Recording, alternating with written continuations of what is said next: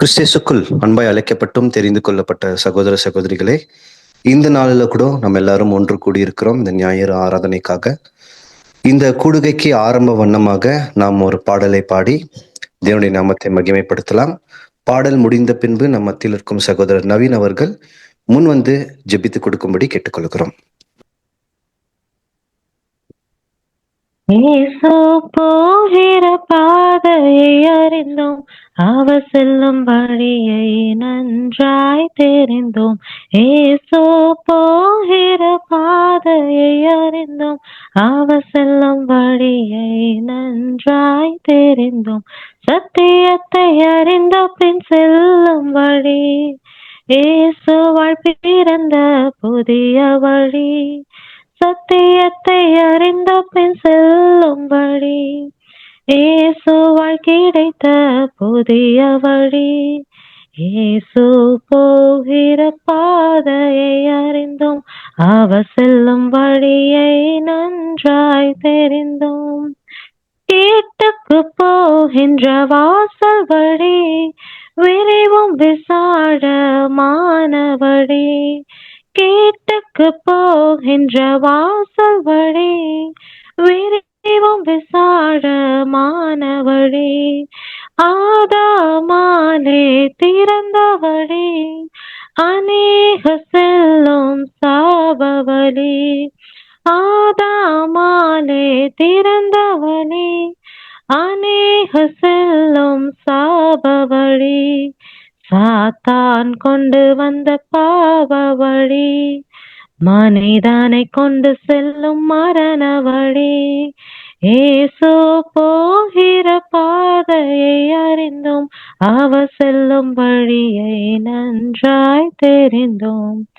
ஜீவனுக்கு போகின்ற வாசல் வழி, இடுக்கமும் நெருக்கமுமான வழி. ஜீவனுக்கு போகின்ற வாசல் வழி, இடுக்கமும் நெருக்கமுமான வழி. இயேசுவால் திறந்த ஜீவ வழி, அதை கண்டுபிடிக்கிறவர் சிலர் மட்டுமே. இயேசுவால் திறந்த ஜீவ வழி, அதை கண்டுபிடிக்கிறவர் சிலர் மட்டுமே. அவரோடே பாடுகள் சகித்தால், அவரோடே ஆளுகை செய்வோம். அவரோடே நாமும் மரித்தால், அவரோடே ஜீவனில் செல்லுவோம். இயேசு போகிற பாதையை அறிந்தோம், அவர் செல்லும் வழியை நன்றாய் தெரிந்தோம். பெரும் பாதை வழி பரிசுத்தமே, கர்த்தரால் மீட்கப்பட்டவர்கள் நடக்கும் வழி. பெரும் பாதை வழி பரிசுத்த வழி, மீட்கப்பட்டவர்கள் நடக்கும் வழி. எல்லா மனுஷரும் சத்தியத்தை அறிந்து தேவராஜ்யம் செல்லும் வழி. தேவராஜ்யம் சென்ற பெண்ணே, ஆனந்த கழிப்புடன் வாழும் வழி. இயேசு போகிற பாதையை அறிந்தோம், அவர் செல்லும் வழியை நன்றாய் தெரிந்தோம். சத்தியத்தை அறிந்த பின் செல்லும் வழி, இயேசுவால் கிடைத்த புதிய வழி. இயேசு போகிற பாதையை அறிந்தோம், அவர் செல்லும் வழியை நன்றாய் தெரிந்தோம். இயேசு போகிற பாதையை அறிந்தோம், அவர் செல்லும் வழியை நன்றாய் தெரிந்தோம்.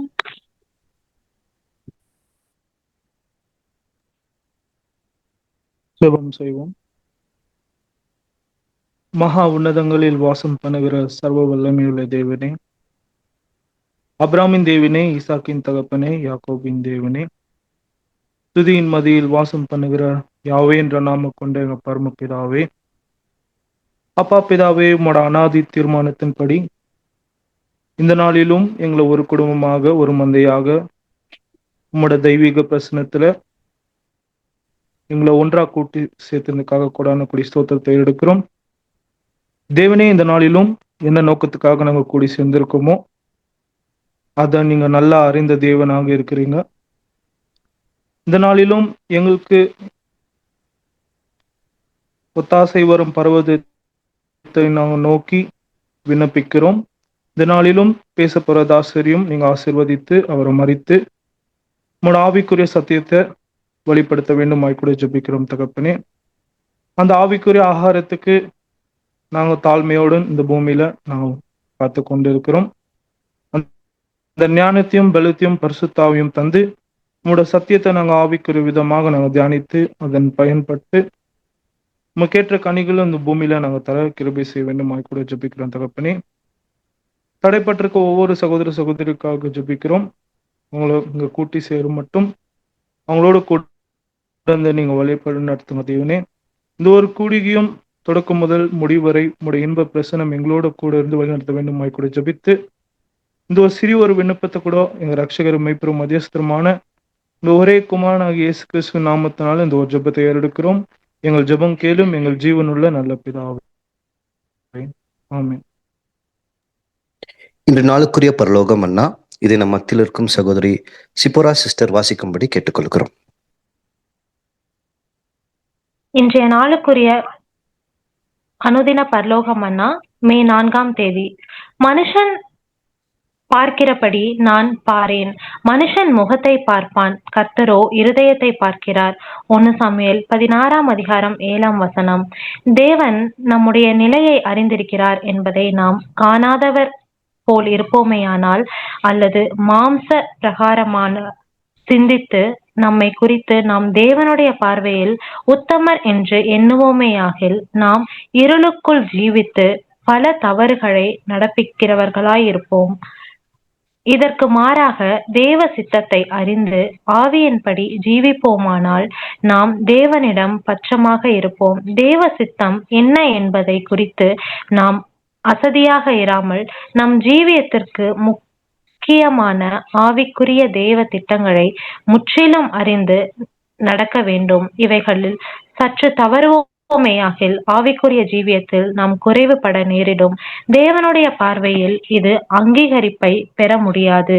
கிறிஸ்துவின் மூலம் நாம் தேவனுக்கு முன்பாக உண்மையான வழிகளில் ஜீவிப்பதே தேவனுக்கு பலி. மனுஷன் பார்க்கிறபடி நான் பாரேன், மனுஷன் முகத்தை பார்ப்பான், கர்த்தரோ இருதயத்தை பார்க்கிறார். இன்று நாளுக்காக தெரிந்து கொள்ளப்பட்ட சத்திய தலைப்பு பாபிலோனின் சால்வை. இது நம் மத்தியில் இருக்கும் சகோதரர் தேவகுமார் அவர்கள் முன் வந்து கொடுக்கும்படி கேட்டுக்கொள்கிறோம்.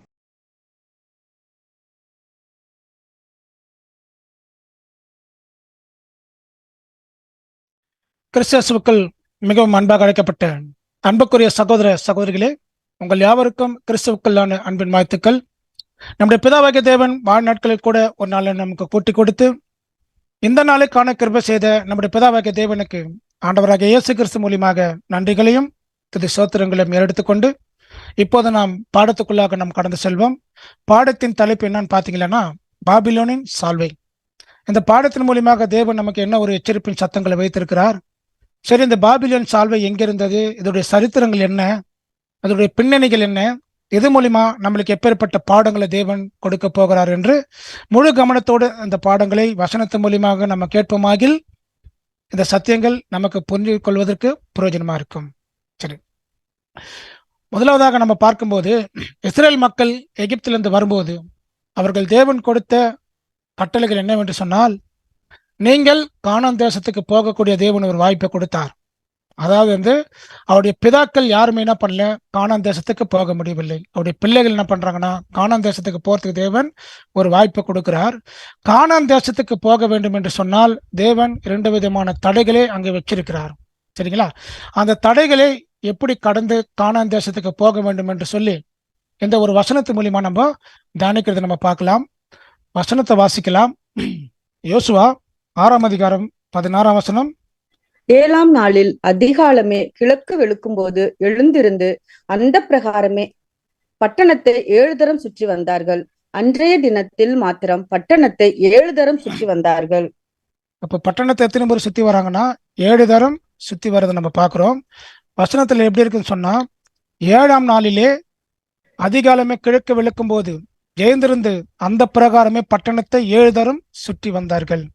அன்றைய தினத்திலே மாத்திரம் பட்டணத்தை 7 தரம் சுற்றி வந்தார்கள். இந்த வசனம் எப்படி சொல்லப்படுதுன்னு சொன்னா, 6 நாள் என்ன பண்ணுவாங்களாம், ஜனங்கள் அந்த பட்டணத்தை சுத்திட்டு வராங்க, அமைதியா சுத்திட்டு வருவாங்களாம். அப்ப 7ஆவது நாள் என்ன பண்ணுவாங்கன்னா, அந்த ஜனங்கள் 7ஆவது நாளிலே எல்லாரும் ஒருமித்து கூடி அந்த பட்டணத்துல நின்று எக்கால சத்தத்தோடு என்ன பண்ணுவாங்க, சுத்துறதை நம்ம பார்க்கிறோம். அப்ப அந்த எரிகோ பட்டணம் விழுவதற்காக என்ன ஒரு ப்ராசஸ் தேவன் எடுக்கிறார் என்ற வசனத்தை வாசிக்கலாம். யோசுவா 6ஆம் அதிகாரம் 16ஆம் வசனம். 7ஆம் தரம் ஆசாரியர் எக்காலங்களை ஊதுகையில் யோசுவா ஜனங்களை நோக்கி, ஆர்ப்பரியுங்கள், பட்டணத்தை கர்த்தர் உங்களுக்கு ஒப்பு கொடுத்தார். அப்போ எரிகோ பட்டணத்துக்கு கடந்து வரும்போது முதலாவது தேவன் கொடுத்த கட்டளை என்ன சொல்லி பார்க்கும்போது, ஒன்னு கானான் தேசத்துக்கு செல்லணும். அது கானான் தேசத்துக்கு போறதுக்கு முன்னாடி எத்தனை விதமான தடைகள் இருக்குது சொன்னா, 2 விதமான தடைகள் இருக்குது. ஒன்று யோர்தான் நதியை கடக்கணும், அடுத்தது எரிகோ பட்டணத்தை இடிக்கணும்.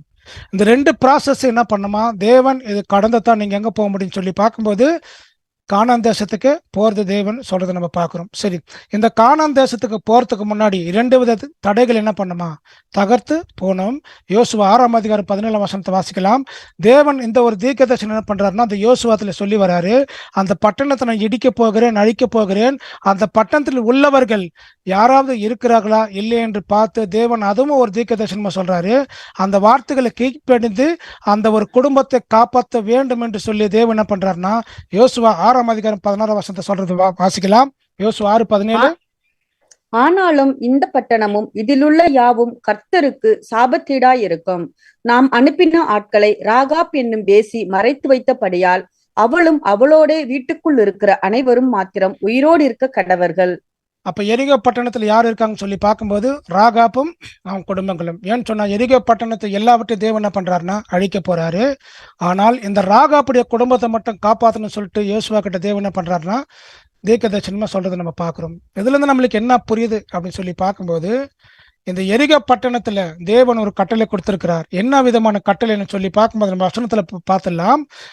இந்த ராகாப்புடைய குடும்பத்தை மாத்திரம் காப்பாற்றணும். அடுத்தது தேவன் என்ன பண்றாருன்னா ஒரு விஷயத்த நம்ம சொல்றாரு. என்ன விஷயம் அப்படின்னு சொல்லி பார்க்கும்போது வசனத்தை வாசிக்கலாம். யோசுவா 6ஆம் அதிகாரம் 18ஆம் வசனம். சாபத்தீடானதில் ஏதாகிலும் எடுத்துக்கொள்ளுகிறதுனாலே நீங்கள் சாபத்தீடாகாத படிக்கும், இஸ்ரேல் பாளையத்தை சாபத்தீடாக்கி அதை கலங்க பண்ணாத படிக்கும் நீங்கள் சாபத்தீடானதற்கு மாத்திரம் எச்சரிக்கையாயிருங்கள்.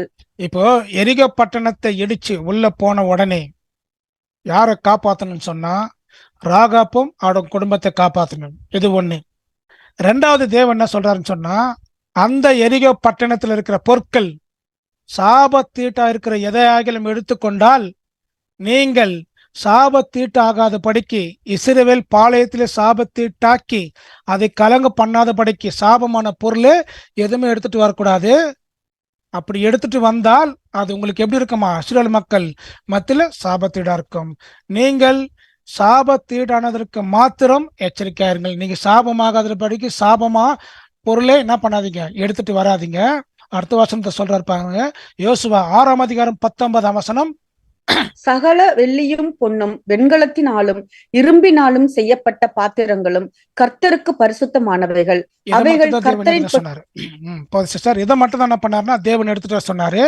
சகல வெள்ளியும் பொன்னும் வெண்கலத்தினாலும் இரும்பினாலும் செய்யப்பட்ட பாத்திரங்களும் கர்த்தருக்கு பரிசுத்தமானவைகள், அதை எடுத்துட்டு வந்து எங்க வைக்கணுமா, கர்த்தருடைய பொக்கிஷ சாலத்துக்கு சேரும். அதை மட்டும் எடுத்துட்டு சொன்னார். ஒன்னு ராகாப்பையும் குடும்பத்தை காப்பாற்றணும். 2வது எரிகோ பட்டணத்தில் இருக்கிற எல்லாவற்றையும் என்ன பண்ணுமா அழிச்சிட்டு எதை எடுத்துட்டு வரணும்னா வெள்ளியும் பொன்னும் வெண்கலமும், இதை 3 என்ன பண்ணுமா எடுத்துட்டு வந்துட்டு மிச்சத்துல என்ன பண்ணுமா எல்லாத்தையும் அழிச்சிடணும். சொன்ன உடனே தேவன் இந்த கட்டளை யோசுவாவுக்கு சொன்ன உடனே அடுத்தது தேவன் என்ன சொல்றாரு பாருங்க. யோசுவா 6ஆம் அதிகாரம் 20ஆம் வசனம். எக்காலங்களை ஊதுகையில் ஜனங்கள் ஆர்ப்பரித்தார்கள். எக்கால சத்தத்தை ஜனங்கள் கேட்டு மகா ஆரவாரத்தோட முழங்குகையில் அலங்கம் இடிந்து விழுந்தது. உடனே ஜனங்கள் அவரவர் தங்களுக்கு நேராக பட்டணத்தில் ஏறி பட்டணத்தை பிடித்து. இப்போ தேவன் இந்த ஒரு பிரமாணங்களை கட்டளைகளை யோசுவா கிட்ட கொடுத்த உடனே ராகாப்பும் அவன் குடும்பங்களை காப்பாற்றணும், அதில் இருக்கிற வெள்ளியும் பொண்ணும் வெண்கலமும் எடுத்துட்டு வந்தணும், மற்றது எல்லாம் என்ன பண்ணுமா அழிச்சு தீ கொளிச்சு அதை என்ன பண்ணுமா சாம்பலாக்கி தேவன் கொடுக்கும் போது அந்த கட்டளை கொடுத்துட்றாரு. கொடுத்து முடிச்சிட்ட பிறகு இப்ப எக்கால ஊதுங்கன்றாரு. எத்தனாவது நாள்? 7ஆம் நாளிலே என்ன பண்ணுமா அந்த எரிகோ பட்டணத்தை 7 முறை சுற்றி வந்து எல்லாரும் என்ன பண்ணுமா மகா சத்தத்தோட எக்கால ஊதணுமா. மிக வட்டி எப்படின்னு சொன்னா அந்த எப்படி அந்த வசனத்துல இருக்குன்னு சொன்னா அலங்கம் என்று போடப்பட்டிருக்குது. அலங்கம் இடிந்து விழுந்ததுன்னு சொன்னா இது சாதாரணமான அலங்கம் கிடையாது. ஏன்னு சொன்னா இந்த அலங்கத்தின் மேல தான் மதில் சுவரை கட்டியிருக்கிறாங்க, அதுக்கு மேலதான் என்ன பண்ணிருக்கிறான் வீடு கட்டியிருக்கிறாங்க. அந்த எந்த அளவுக்கு அந்த அஸ்திபாரம் போட்டு இருந்தா அது எவ்வளவு ஸ்ட்ராங்கா இருந்திருக்கும் அந்த கட்டடம். அப்போ அந்த காலத்துல எப்படி இவர்கள் எல்லாம் ஒரு ஆச்சரியமான ஒரு வேலை செஞ்சிருக்கிறாங்க சொல்லி பார்க்கும்போது இந்த ஒரு மதில் சுவரை கட்டுறதுக்கு எந்த அளவுக்கு அவர்கள் வேலைகளை செய்து பிரயாசப்பட்டு இந்த ஒரு மதில் சுவரை கட்டியிருப்பாங்க சொன்னா பார்க்கறதுக்கு ரொம்ப பிரமித்தது இருக்கும். அப்போ இந்த மதில் சுவர் மாத்திரம் அல்லாமல் இந்த மதில் சுவருக்கு மேல என்ன பண்ணிருக்கிறாங்கன்னா வீடு கட்டியிருக்கிறாங்க. ஏன்னு சொன்னா இந்த மதில் சுவருக்கு மேல அவர்கள் வீடுகளை கட்டி தங்கியிருக்கும் போது வெளியே யாராவது வராங்களா, உள்ளேருந்து வெளியே யார் போறாங்களா, வெளியேந்து யாரு உள்ள வராங்களான்னு சொல்லிட்டு எல்லாம் என்ன பண்ணுவாங்களாம் ஜாமகரை போல என்ன பண்ணுவாங்களாம் பார்த்துக்கிட்டு இருப்பாங்க. அப்பேற்பட்ட மதில் சுவரை தேவன் எந்த ஒரு சத்தத்தின் மூலியமாக இடிச்சு விழ செல்லுகிறார்னு சொன்னா அது எப்பேற்பட்ட ஒரு மதில் சுவரா இருக்கும். தேவன் என்ன பண்றாருன்னா இந்த ஒரு எரிகோ பட்டணத்தை தேவன் தரைமட்டமா ஆக்குறத நம்ம பார்க்கிறோம். சரிங்களா? அப்போ இந்த ஒரு எரிகோ பட்டணத்தை இடிந்து விழுந்த உடனே தேவன் யோசுவாக்கு கட்டளை கொடுத்தாரு இல்லையா, யாரை காப்பாற்றணும் அப்படின்னு சொன்ன உடனே யாரை காப்பாத்துறாங்க பாருங்க. யோசுவா 6ஆம் அதிகாரம் 22ஆம் வசனம்.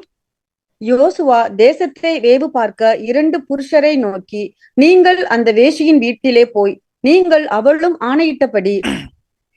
அவளுக்கு ஆணையிட்டபடி அந்த ஸ்திரீயையும் அவளுக்கு உண்டான யாவையும் அங்கே இருந்து வெளியே கொண்டு வாருங்கள் என்றான். என்ன சொல்றாரு பாருங்க, நீங்க என்ன பண்ணுங்க, ராகாப்பையும் அவன் குடும்பங்களையும் அங்கே இருந்து வெளியே கொண்டு வாங்க. ஏன் ராகாப்பை காப்பாத்த சொல்றாருன்னா வேவு பார்க்க 2 பேர் என்ன பண்ணிருக்கிறாங்க, இந்த ராகாப்பு மறைச்சு வச்சிருக்கிறாங்க.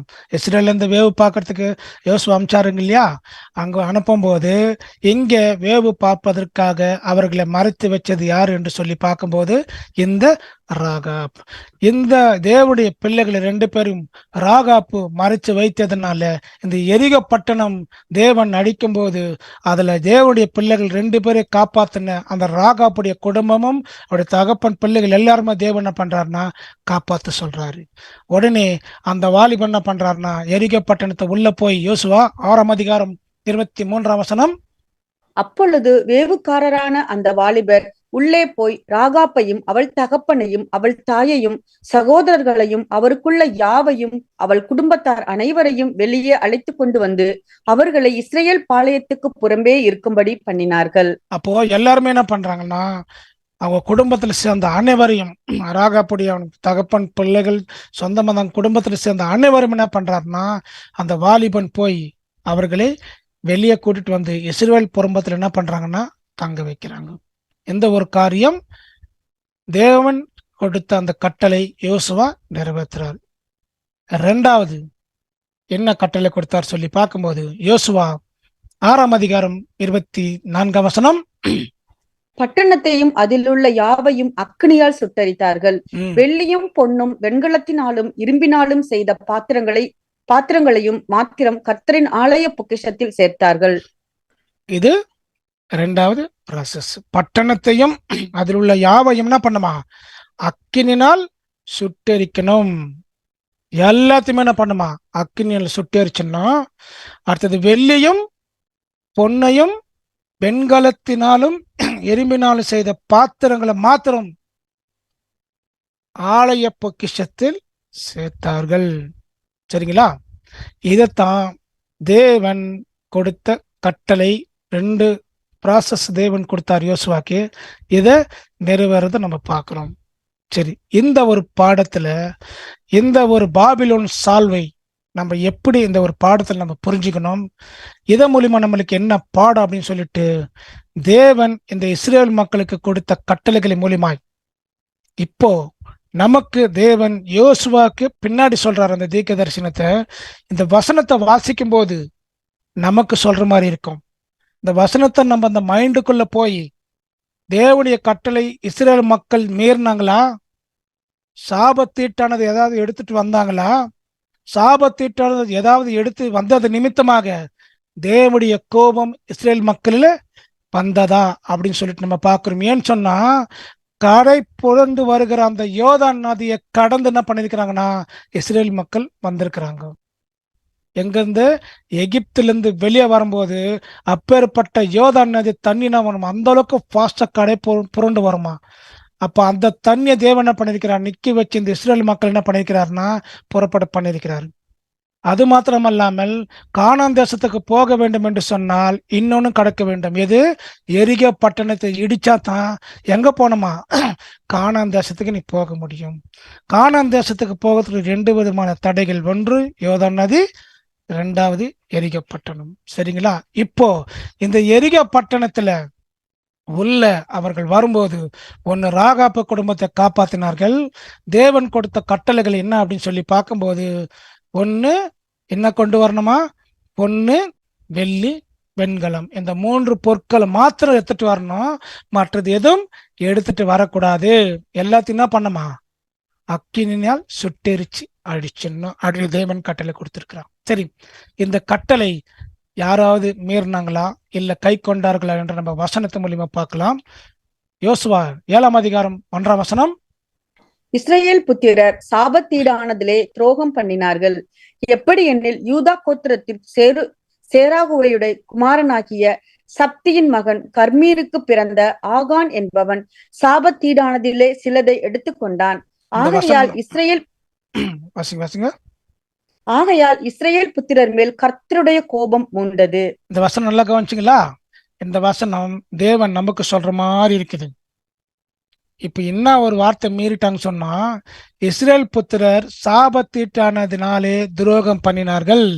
ஒன்னு ராகாப்புடைய குடும்பத்தை காப்பாத்தினாங்க, 2வது சாபத்தீட்டானதை எதுவுமே எடுத்துட்டு வரக்கூடாது, அங்கே எரிச்சுட்டு வந்துடணும். எந்த பொருளை எடுத்துட்டு வரணும் தேவன் சொன்னாரோ அதை மட்டும் தான் எடுத்துட்டு வரணும். நான் சொல்லாத பொருள் என்ன பண்ணக்கூடாது, எடுத்துட்டு வரக்கூடாது. அது சாபம் தேவன் சொல்ல. இவங்க என்ன பண்ணிருக்கிறாங்கன்னா, யார் இந்த பொருளை திருடின்னு வந்ததுன்னு சொல்லிட்டு தேவன் இந்த வசனத்துல கொடுக்கிறார். இவரை பத்தி நம்ம என்ன பண்ணலாம் பார்த்துட்டு அப்படியே வசனத்து மூலியமா நம்ம போகும்போது கடைசியாக நமக்கு என்ன பாடுன்றது இந்த சப்ஜெக்ட் சொல்லி முடிச்சிடலாம்.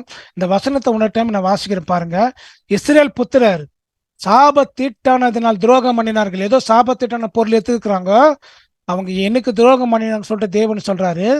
எப்படி என்றால், யூதா கோத்திரத்து சேராகுடைய குமாரனாகிய சப்தின் மகன் யாருன்னு சொன்னா கர்மிக்கு பிறந்த ஆகான் என்பவன் சாபத்தீட்டானது சிலவற்றை என்ன பண்ணறான், எடுத்துக்கொண்டான். ஆகையால் இஸ்ரேல் புத்திரர் மேல் கர்த்தருடைய கோபம் மூண்டது. இந்த வசனம், இந்த வார்த்தை யோசுவாக்கு தெரியாது. இன்னும் ஒரு 3 வசனம் 4 வசனம் போனதுக்கு அப்புறமா தான் யோசுவா கண்டுபிடிக்கிறார். ஏன்னு சொன்னா, யோர்தான் நதியும் கடந்து வந்துட்டோம், எரிகோ பட்டணத்தை இடித்து தேவன் நம்மளை வழி நடத்தினார். அப்பேற்பட்ட வழி நடத்தின அந்த தேவன் நமக்கு ஏன் இப்பேற்பட்ட ஒரு தண்டனை சாபம் வந்ததுன்னு சொல்லிட்டு யோசுவா கண்டுபிடிக்கிறாரு. அதுக்கு முன்னாடி இந்த வசனத்து மூலியமா நாமும் கண்டுபிடிக்கிறோம். எப்படின்னு சொன்னா, சாபமானது சிலவற்றை யார் எடுத்துட்டு வந்தாரா, ஆகான் எடுத்துட்டு வந்தார். இந்த சிலவற்றை பொருளை சாபத்தீட்டானது எடுத்துட்டு வந்தவர் பேர் யார் தெரியுங்களா? நல்லா ஞாபகம் வச்சுங்க. சப்தின் மகன் கர்மிக்கு பிறந்த ஆகான். இவர் தான் என்ன பண்ணார்னா பொருட்களை எடுத்துட்டு வந்தார். அடுத்த வசனத்தை நம்ம வாசிக்கும் போது இந்த பொருட்களை எங்க எடுத்துட்டு வரார், எங்க எடுத்து மறைச்சு வைக்கிறாருன்றது நம்ம வசனத்தின் மூலியமா பார்க்கலாம். இப்போ ஆகான் என்ன பண்றாருன்னா சாபத்தீட்டானது எடுத்துட்டு வந்து மறைச்சு வச்சுட்டாரு. உடனே என்ன பண்றாங்கன்னா, இந்த விஷயம் யாருக்கு தெரியாம அமைதியா இருக்கிறாங்க. அமைதியா இருந்த உடனே தேவன் இந்த இஸ்ரேல் மக்கள் மத்தியில இருக்கிறாரா இல்லையா என்று யோசுவா மூலியமாக இன்னொரு விஷயத்தை சொல்றாரு. அங்க எரிகோ பட்டணத்தை ஜெயிச்ச உடனே ஒரு சின்ன கிராமம் இருக்குது, அந்த இடத்துல ஒரு சின்ன பட்டணம் இருக்குது. அந்த பட்டணத்தை ஜெயிச்சோம் என்று சொன்னால் இன்னும் நம்முடைய ஆர்மி இன்னும் கொஞ்சம் நல்லா இருக்கும் அப்படின்னு சொல்லிட்டு யோசுவா என்ன பண்றாருன்னா வேவு பார்க்கறதுக்கு ஆட்கள் அனுப்புறாரு. வசனத்தை வாசிக்கலாம். யோசுவா 7ஆம் அதிகாரம் 2ஆம் வசனம். யோசுவா எரிகோவிலிருந்து பெத்தேலுக்கு கிழக்கிலுள்ள பெத்தாவேன் சமீபத்தில் இருக்கிற ஆயி பட்டணத்திற்கு போகும்படி ஆட்களை அனுப்பி, நீங்கள் போய் அந்த நாட்டை வேவு பாருங்கள் என்றான்.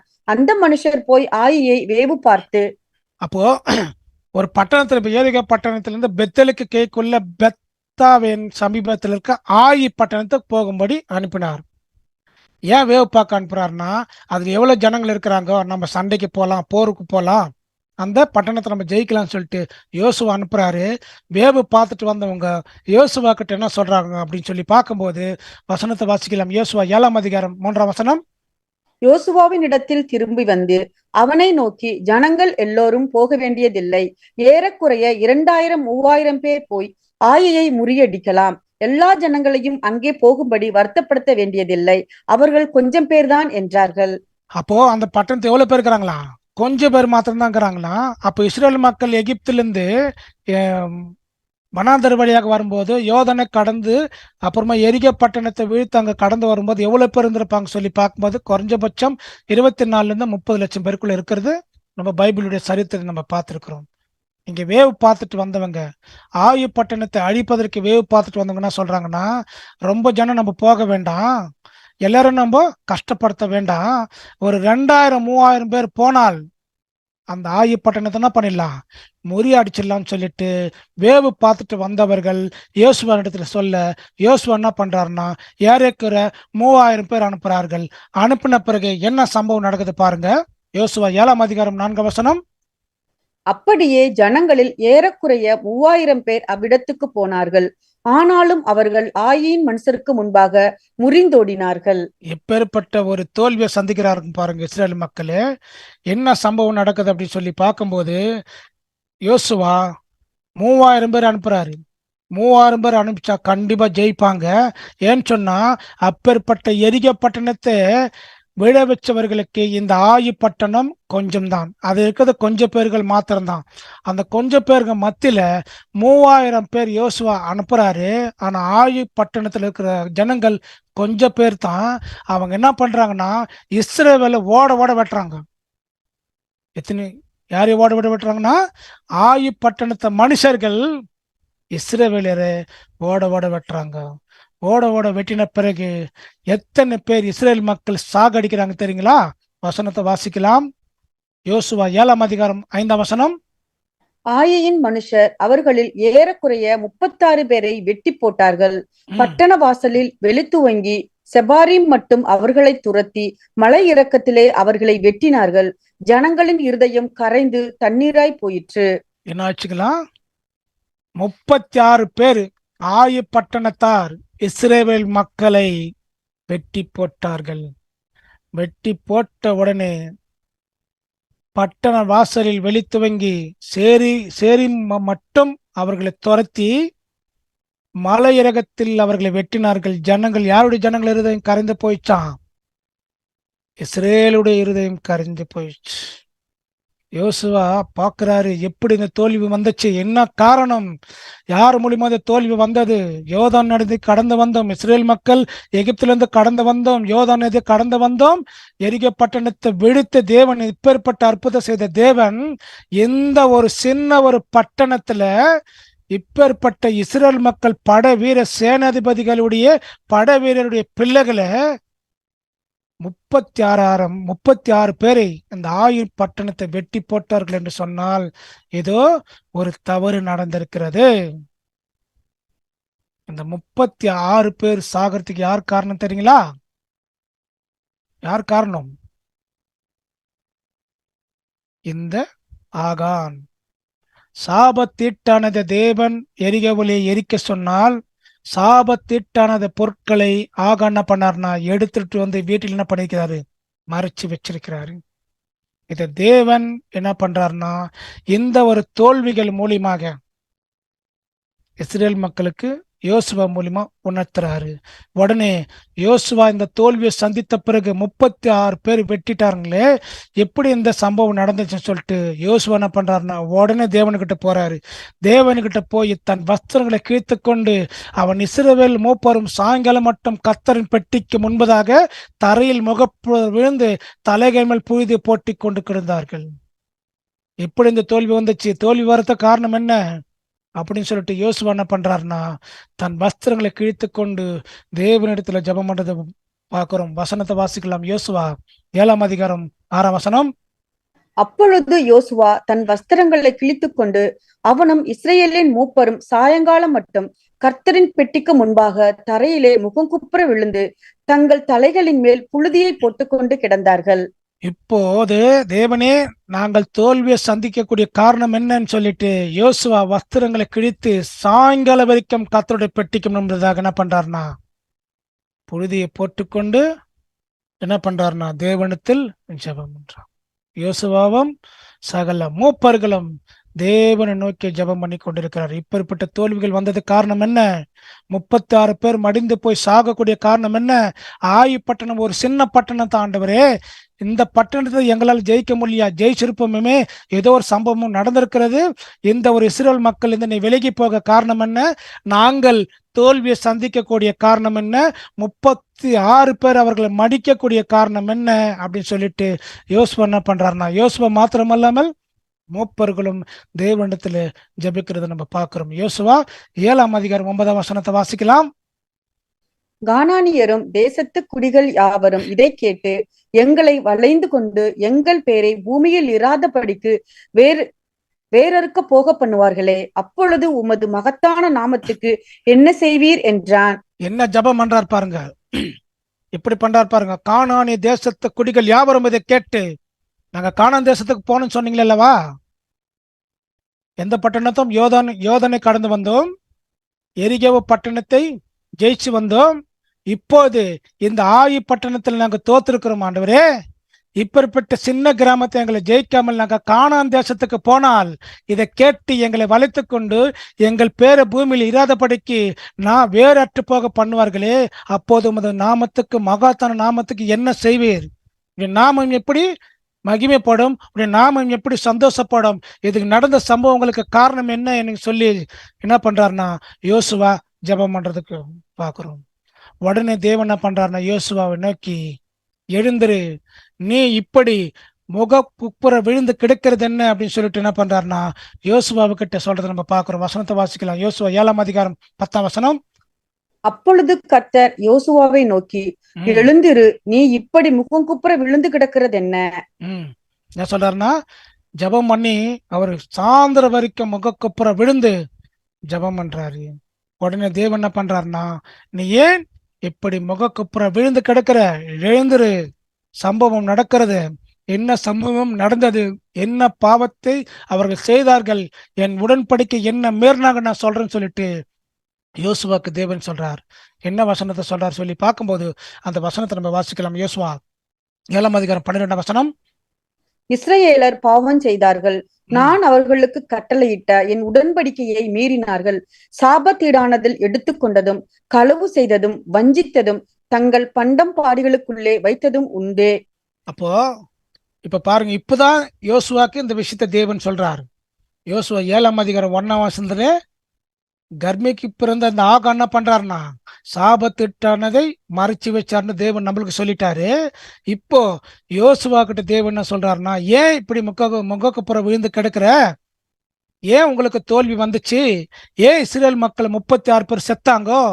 ஏன் அந்த ஆயின் பட்டணம் உங்களால் ஜெயிக்க முடியல?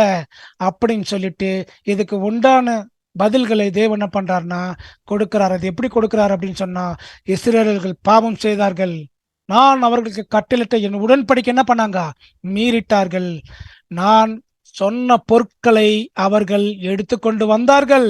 சாபத்தீட்டானதை எடுத்துக்கொண்டு வரக்கூடாதுன்னு சொல்லியும் கூட சாபத்தீட்டானதை எடுத்துக்கொண்டதும் களவு செய்ததும் வஞ்சித்ததும் தங்கள் பண்ட பாடிகளுக்குள்ளே வைத்ததும் உண்டே.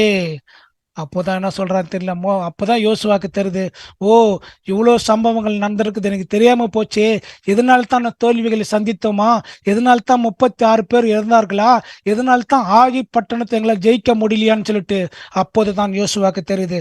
உடனே இந்த வார்த்தை சொன்ன உடனே தேவனை திரும்ப சொல்றாரு, இப்படிப்பட்ட சாப தீட்டானதை எரிகோ பட்டணத்தை எடுத்துட்டு வந்த அந்த சாப தீட்டான பொருள் உங்ககிட்ட இருக்குது, அதை எடுத்து நீங்க எரிக்க விட்டால் நான் உங்களோடு இருக்கவே மாட்டேன் அப்படின்னு சொல்றாரு.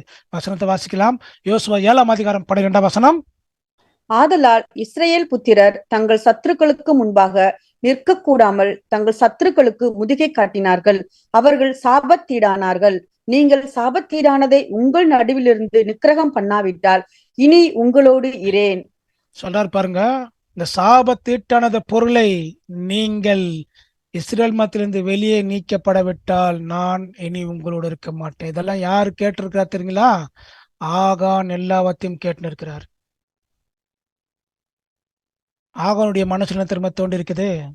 36 பேர் செத்தாங்க இல்லையா? அதை பார்த்து போது கூட ஆகானுக்கு கொஞ்சம் கூட கவலையே இல்லை.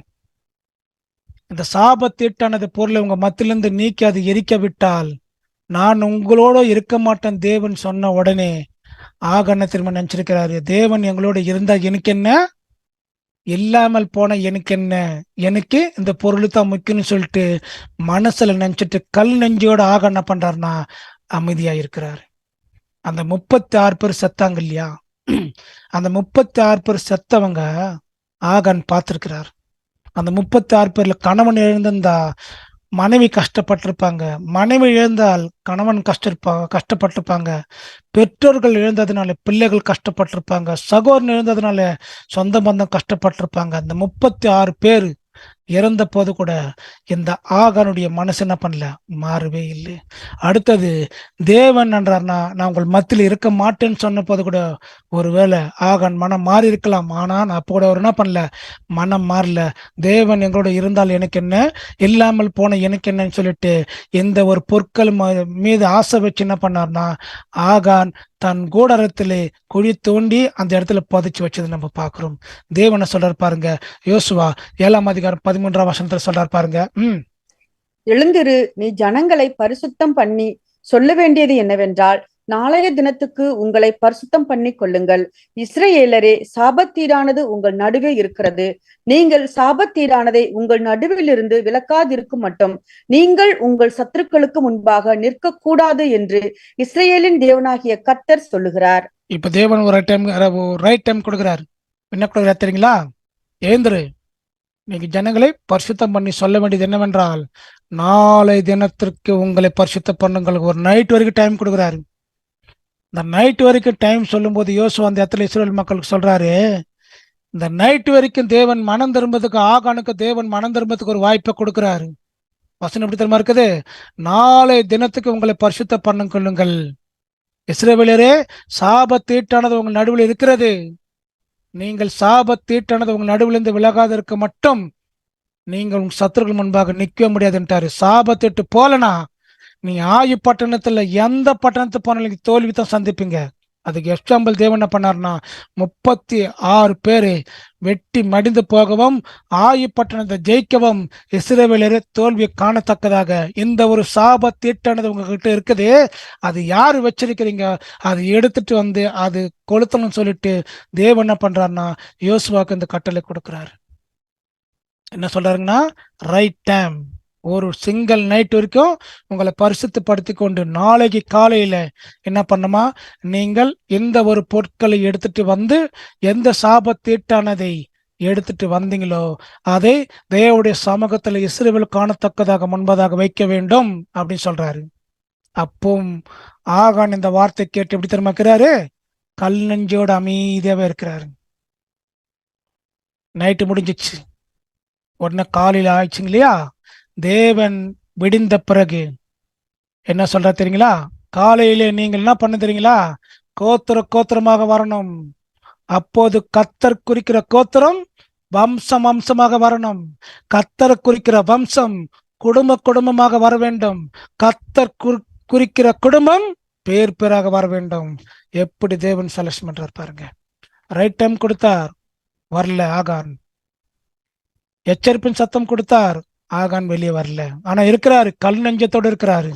நான் தான் அந்த சாபத்தீட்டான அந்த பாபிலோன் சால்வையும் பொன்னையும் வெள்ளியையும் வெண்கலத்தையும் எடுத்துட்டு வந்தது நான் தான் சொல்லிட்டு அது ஆகான் மாத்திரம்தான் தெரியும், மற்றவங்களுக்கு யாருக்குமே தெரியாது.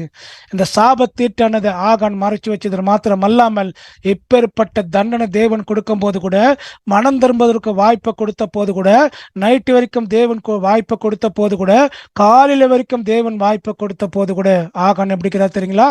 அமைதியா இருக்கிறாரு. என்ன நடக்குது பாருங்க. யோசுவா 7:14. காலையிலே நீங்கள் கோத்திரம் கோத்திரமாக வர வேண்டும். அப்பொழுது கர்த்தர் குறிக்கிற கோத்திரம் வம்சம் வம்சமாக வர வேண்டும். கர்த்தர் குறிக்கிற வம்சம் குடும்பம் குடும்பமாக வர வேண்டும். கர்த்தர் குறிக்கிற குடும்பம் பேர் பேராக வர வேண்டும் என்று சொல். எப்படி கொடுக்கிறார் பாருங்க தேவன். என்ன ஒரு ப்ராசஸ் தேவன் செய்கிறார் பாருங்க. இந்த ஒரு மனுஷன் திருடினதுக்காக தேவன் என்னென்ன ஒரு ரிஸ்க் எடுக்கிறார் பாருங்க. கோத்திரம் கோத்திரமா வரணும், வம்சம் வம்சமாக வரணும், குடும்பமாக வரணும், அந்த குடும்பத்துல பேர் பேரா வரணும். அடுத்த வசனம் வாசிங்க. யோசுவா 7:15. அப்பொழுது சாபத்தீடானதை எடுத்து வந்தவனாய் கண்டுபிடிக்கப்படுகிறவன் கர்த்தரின் உடன்படிக்கையை மீறி இஸ்ரவேலிலே மதிகேடான காரியத்தை செய்தபடியினால் அவனும் அவனுக்குள்ள யாவும் அக்கினியில் சுட்டரிக்கப்பட கடவது என்றார். தேவன் கட்டளை கொடுத்தாரு இல்லையா? ரைட் டைம் முடிஞ்சு போச்சு.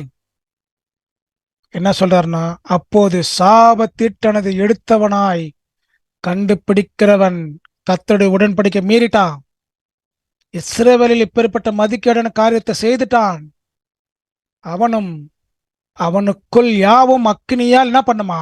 சுட்டெரிக்க நின்றார். உடனே தேவன் பேர் பேராகவும் வம்ச வம்சமாகவும் குடும்பமாக தேவன் கொண்டு வந்தார் இல்லையா? யாரு சரஸ் பண்ற தெரியுங்களா? இப்போ ஒரு கேள்வி, வசனத்தை கேட்டவர்களுக்கு ஒரு கேள்வி. ஆகான் எந்த வம்சத்தை சேர்ந்தவர்?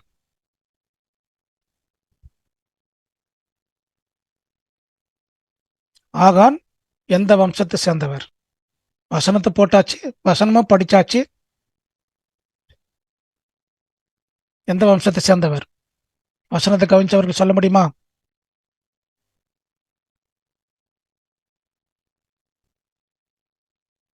தெரியலீங்களா? சரி, யோசுவா 7:1 பைபிள் எடுத்து வாசிங்க.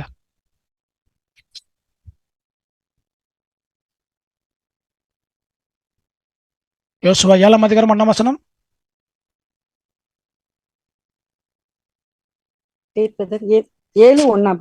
ஆமா சிஸ்டர். ஜோசுவா 7:1. வாசிங்க. இஸ்ரவேல் புத்திரர் சாபத்தீடானதிலே துரோகம் பண்ணினார்கள். எப்படி எனில் யூதா கோத்திரத்து சேராவுடைய குமாரனாகிய சப்தியின் மகன் கர்மீனுக்கு பிறந்த ஆகான் என்பவன் சாபத்தீடானதில் சிலவற்றை எடுத்துக் கொண்டான். ஆகையால் இஸ்ரவேல் புத்திரர் மேல் கர்த்தருடைய கோபம் உண்டது. இப்போ கேள்வி கேட்கிறேன், ஆகான் எந்த கோத்திரம்? யூதா கோத்திரம். எப்பேற்பட்ட கோத்திரத்தில் வந்த இந்த ஆகான் என்ன மாதிரி காரியத்தை செய்து எப்படி இருக்கிறார் தெரியுங்களா? அமைதியா இருக்கிறார்.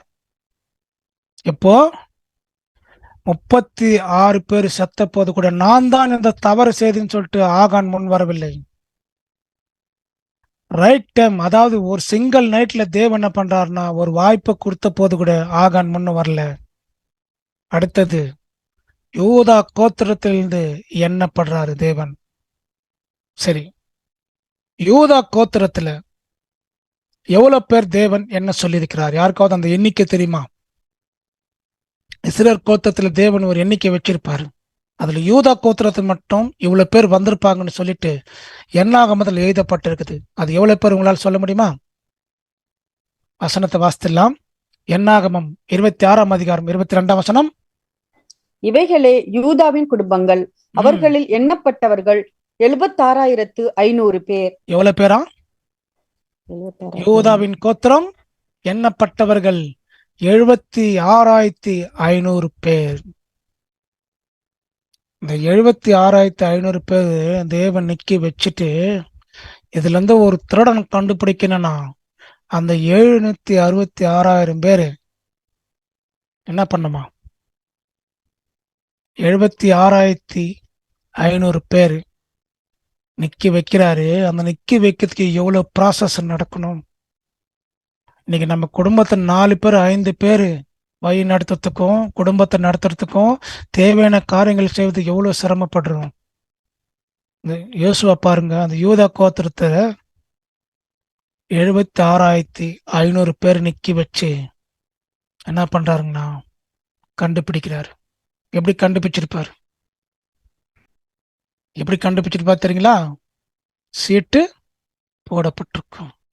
சரிங்களா? அப்ப அடுத்த வருஷத்தை வாசிக்கலாம். யோசுவா 7:16. யோசுவா அதிகாலமே எழுந்திருந்து இஸ்ரவேலரை கோத்திரம் கோத்திரமாக வரப்பண்ணினான். அப்பொழுது யூதாவின் கோத்திரம் குறிக்கப்பட்டது. எந்த கோத்திரம் குறிக்கப்பட்டதான்? யூதாவின் கோத்திரம் குறிக்கப்பட்டது. 76,500 பேர் என்ன பண்றாங்களா குறிக்கப்பட்ட. அதுல இருந்து தேவன் என்ன பண்றாருன்னா சீட்டு போட வச்சு. ஏன் சீட்டு போடுறாங்க தெரியுங்களா? சீட்டு மடியில போடப்படும் காரிய சித்தையோ கத்தரால் வரும். சீட்டு போட்ட உடனே யாரு பேருக்கு விழுது தெரியுங்களா? வசனத்தை வாசிக்கலாம். இப்போவாவது இந்த யூதா கோத்திரத்துல 76,500 பேர் நிக்கி வச்ச உடனே ஆகான் முன்ன வந்து நான் தான் இந்த தப்பு பண்ணின்னு சொல்லிட்டு ஆகான் என்ன பண்ணிருக்கணும்? ஒத்துந்திருக்கணும். ஆனால் அவர் என்ன பண்ணல, அந்த காரியத்தை அவர் செய்யவில்லை. என்ன பண்றாருன்னா உடனே தேவன் ஒரு கட்டளை கொடுக்கிறார். யாரு கண்டுபிடிக்கப்பட்டதான்? வசனம் வாசிக்கலாம். யோசுவா 7:17. அவன் யூதாவின் வம்சங்களை வரப்பண்ணின போது சேராகியரின் வம்சம் குறிக்கப்பட்டது. அவன் சேராகியரின் வம்சத்தை பேர் பேராக வரப்பண்ணின போது சப்தி குறிக்கப்பட்டான். சப்தி குறிக்கப்பட்டான். சப்தியுடைய மகன் யார் என்று சொல்லி பார்க்கும்போது வசனத்தை வாசிக்கலாம். யோசுவா 7:18. அவன் வீட்டாரை அவன் பேர் பேராக வரப்பண்ணின போது யூதா கோத்திரத்து சேராகியின் குமாரனாகிய சப்திக்கு பிறந்த கர்மியின் மகன் ஆகான் குறிக்கப்பட்டான். யார் வந்துதான்? சப்திக்கு பிறந்த கர்மின் மகன் ஆகான் மாட்டிக்கிட்டார். 76,500 பேர் மத்தியில எந்த குடும்பம் சீட்டு வந்து தெரியுங்களா? ஆகானுடைய குடும்பம். ஆகான் பேர்ல என்னாச்சான் சீட்டு விழுந்தது. உடனே தேவன் என்ன பண்றாருன்னா இதை கண்டுபிடிச்சவனே தேவன் யோசுவாவிடம் காட்டி உடனே அதுக்கப்புறம் இந்த ஆகான் என்ன செய்தார் பாருங்க. வசனத்தை வாசிக்கலாம். யோசுவா 7:19. அப்பொழுது யோசுவா ஆகானை நோக்கி, மகனே, நீ இப்பொழுது இஸ்ரவேலின் தேவனாகிய கர்த்தரை மகிமைப்படுத்து. அவருக்கு முன்பாக அறிக்கை பண்ணி நீ செய்ததை எனக்கு சொல்லு, அதை எனக்கு ஒழிக்காதே என்றான். உடனே என்ன பண்றாருன்னா ஆகான் தான் திருடன் என்று தேவன் காட்டி கொடுத்துட்டார். ஆகான் திருடன் என்பது ஆகான் முன்னாடி வந்து என்ன பண்ணல, தேவன் காட்டுற வரைக்கும் ஆகான் சொல்லவே இல்லை. 36 பேர் மடிந்த போது கூட நான் தான் எடுத்துட்டு வந்தேன், அந்த சாபத்தீட்டான பொருளை நான் தான் எடுத்துட்டு வந்தேன் ஆகான் சொல்லல. அதுக்கப்புறம் நைட் வரைக்கும் டைம் கொடுக்குறாரு, அப்பவும் ஆகான் வந்து சொல்லல. அதுக்கப்புறம் யூதா கோத்திரத்துல 76,500 பேர் நிக்கி வச்சு போது கூட ஆகான் நான் தான் அந்த சாபத்தீட்டான பொருள் எடுத்துட்டு வந்து ஆகான் சொல்லவே இல்லை. சீட்டு விழுந்த பிறகு ஆகான் தான் இந்த தெரிஞ்ச பிறகு அதுக்கப்புறம் ஆகான் வந்து சொல்ற. ஆகான் கிட்ட யோசுவா பேசுறாரு. யோசுவா ஆகானை நோக்கி, மகனே, நீ இப்போது இஸ்ரவேல் தேவனாகிய கர்த்தரை மகிமைப்படுத்து. அவருக்கு முன்பாக அறிக்கை பண்ணி நீ செய்தது எனக்கு சொல், அதை எனக்கு ஒழிக்காதுன்னு சொன்ன உடனே ஆகானை திரும்ப பண்றாரு. அப்போது ஆகான் யோசுவாவுக்கு பிரத்யுத்தரமாக, மெய்யாகவே நான் இஸ்ரவேல் தேவனாகிய கர்த்தருக்கு விரோதமாக பாவம் செய்தேன், இப்படி இன்னின பிரகாரமாக செய்தேன்னு சொல்லிட்டு யார் சொல்றாருன்னா ஆகானு கிட்ட யோசுவா கேட்க ஆகான் என்ன பண்றாருன்னா எதுவுமே மறைக்காமல் சொல்லிடுறார். சொன்ன உடனே யோசுவா என்ன பண்றாருன்னா யோசுவா 7:21 வாசிக்கலாம். கொள்ளையிலே நேர்த்தியான ஒரு பாபிலோனிய சால்வையும் 200 வெள்ளி சேக்களையும் 50 சேக்கல் நிறையான ஒரு பொன் பாளையத்தையும் நான் கண்டு அவைகளை இச்சித்து எடுத்துக்கொண்டேன். இதோ அவைகள் என் கூடாரத்தின் மத்தியில் பூமிக்குள் புதைந்திருக்கிறது, வெள்ளி அதன் அடியில் இருக்கிறது என்றான். இப்பதான் சொல்றாரு யாரு? ஆகான். யாருக்கிட்ட? யோசுவா கிட்ட. என்னென்ன எடுத்துட்டு வந்தாரு தெரியுங்களா? நான் கொள்ளையிட்டு கொண்டு வந்த நேர்த்தியான ரொம்ப பேமஸான ஒரு சால்வை. என்ன சால்வை தெரியுங்களா? பாபிலோன் சால்வை. இந்த பாபிலோன் சால்வையின் அடையாளமாகத்தான் இந்த பாடத்துடைய தலைப்பு நாம வச்சிருக்கிறோம். பாபிலோன் சால்வையும் 200 வெள்ளி சேக்கலையும் 50 சேக்கல் நிறைய பொன்னும் நான் கண்டு அவைகளை நான் என்ன பண்ணேன், இச்சித்து எடுத்துக்கொண்டேன். அதை இதோ அவைகளின் கூடாரத்தின் மத்தியில பூமிக்குள் புதைந்திருக்கிறது, வெள்ளி அதன் அடியில வச்சிருக்கிறேன் என்றார். என்னன்னு எடுத்துட்டு வந்தார் பாருங்க. 1 பாபிலோன் சால்வை, 2 200 வெள்ளி சேக்கல், 3வது 50 சேக்கல் பொன்பாலம். இது என்ன பண்றாருன்னா, இதை 3 எடுத்துட்டு வந்து தேவன் இதை எடுத்துட்டு வரக்கூடாதுன்னு சொல்ல என்ன பண்றாருன்னா, இந்த பாபிலோன் சால்வை சாபத்திட்டனதை அங்கே எரிச்சிடணும், வெள்ளியும் பொண்ணும் தேவனுடைய ஆலயத்துல கொண்டு வரணும், அப்படி பொக்கிச்ச சாலயத்துல சேர்க்கணும்னு சொன்ன தேவன் இந்த வார்த்தை கேட்காம எரிக்க சொன்னது எடுத்துட்டு வந்தாரு, தேவனிடத்துல வைக்க சொன்னது எடுத்துட்டு வந்து இச்சித்து என்ன பண்ணிட்டாருன்னா, வீட்டின் கூடாரத்தில் என்ன பண்ணாருன்னா குழி தோண்டி புதைச்சு மூடி வச்சிட்டாரு. மூடி வச்சுட்டு உடனே தேவனுடைய தீர்க்கதரிசன வார்த்தை என்ன சொல்லுது பாருங்க. யோசுவா 6ஆம் அதிகாரம் 24ஆம் வசனம். பட்டணத்தையும் அதிலுள்ள யாவையும் அக்கினியால் சுட்டெரித்தார்கள். வெள்ளியையும் பொன்னையும் வெண்கலத்தினாலும் இரும்பினாலும் செய்த பாத்திரங்களையும் மாத்திரம் கர்த்தரின் ஆலய பொக்கிஷத்திலே சேர்த்தார்கள். இந்த கட்டளை என்ன பண்ணாருன்னா ஆகான் மீறிட்டார்கள். பட்டணத்தை அதுல யாவரும் சுட்டெரிச்சிடணும், வெள்ளியும் பொண்ணு வெண்கலத்தை மாத்திரம் என்ன இரும்பு மாத்திரம் என்ன பண்ணோம், கர்த்தருடைய ஆலயத்துல சேர்க்கணும். இது என்ன பண்ணல, ஆகான் செய்யல. உடனே ஆகான் யோசுவா கிட்ட சொல்ல, யோசுவா அந்த வார்த்தைகளை கேட்ட உடனே அவங்க வீட்டுக்கு ஆள் அனுப்புறாரு. அங்க கூடாரத்துல என்னென்ன மறைச்சு வச்சாரோ அதெல்லாம் எடுத்துட்டு வான்னு சொல்லிட்டு உடனே ஆள் அனுப்புறாரு. யோசுவா 7ஆம் அதிகாரம் 22ஆம் வசனம். உடனே யோசுவா ஆட்களை அனுப்பினான். அவர்கள் கூடாரத்துக்கு ஓடினார்கள். அவனுடைய கூடாரத்தில் அது புதைந்திருந்தது, வெள்ளியும் அதன் கீழ் இருந்தது. அப்ப ஆகான் சொன்னாரு இல்லையா, உடனே எல்லாத்தையும் சொல்லிட்டாரு, என் கூடாரத்துல என்ன பண்ணிருக்கிறேன், எல்லாத்தையும் நான் மறைச்சு வச்சிருக்கிறேன்.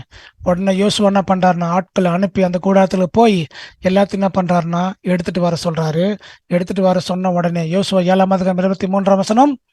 அவைகளை கூடாரத்தின் மத்தியிலிருந்து எடுத்து யோசுவாவின் இடத்திலும் இஸ்ரேல் புத்திரர் எல்லோரிடத்திலும் கொண்டு வந்து கர்த்தருடைய சமூகத்தில் வைத்தார்கள். என்ன பண்றாங்கன்னா, என்னென்ன மறைச்சு வச்சாரோ, என்னென்னத்தை எடுத்துட்டு வந்து மறைச்சு வச்சாரோ அது எல்லாத்தையும் என்ன பண்றாங்கன்னா இஸ்ரேல் புத்திரர் மத்தியில அவைகளை கூடாரத்தின் மத்தியிலிருந்து எடுத்து தோண்டி வச்சார் இல்லையா, அதை எடுத்து யோசுவாவின் இடத்தில் இஸ்ரவேல் புத்திரர் எல்லோரிலும் கொண்டு வந்து கர்த்தருடைய சமூகத்தில் என்ன பண்ணாங்கன்னா வைத்தார்கள்.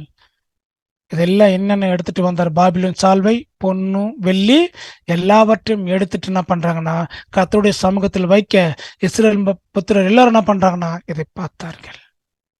பார்த்த உடனே ஆகான் நம்ம குடும்பத்திற்கு எப்படி இருந்திருக்கும் பாருங்க. இவ்வளோ சாபத்தீட்டனதை எடுத்துட்டு வந்த ஆகான் 36 பேர் சாகும்போது கூட உண்மையை சொல்லல. தேவன் நைட் வரைக்கும் ஒரு டைம் கொடுத்தார், அப்பவும் சொல்லல.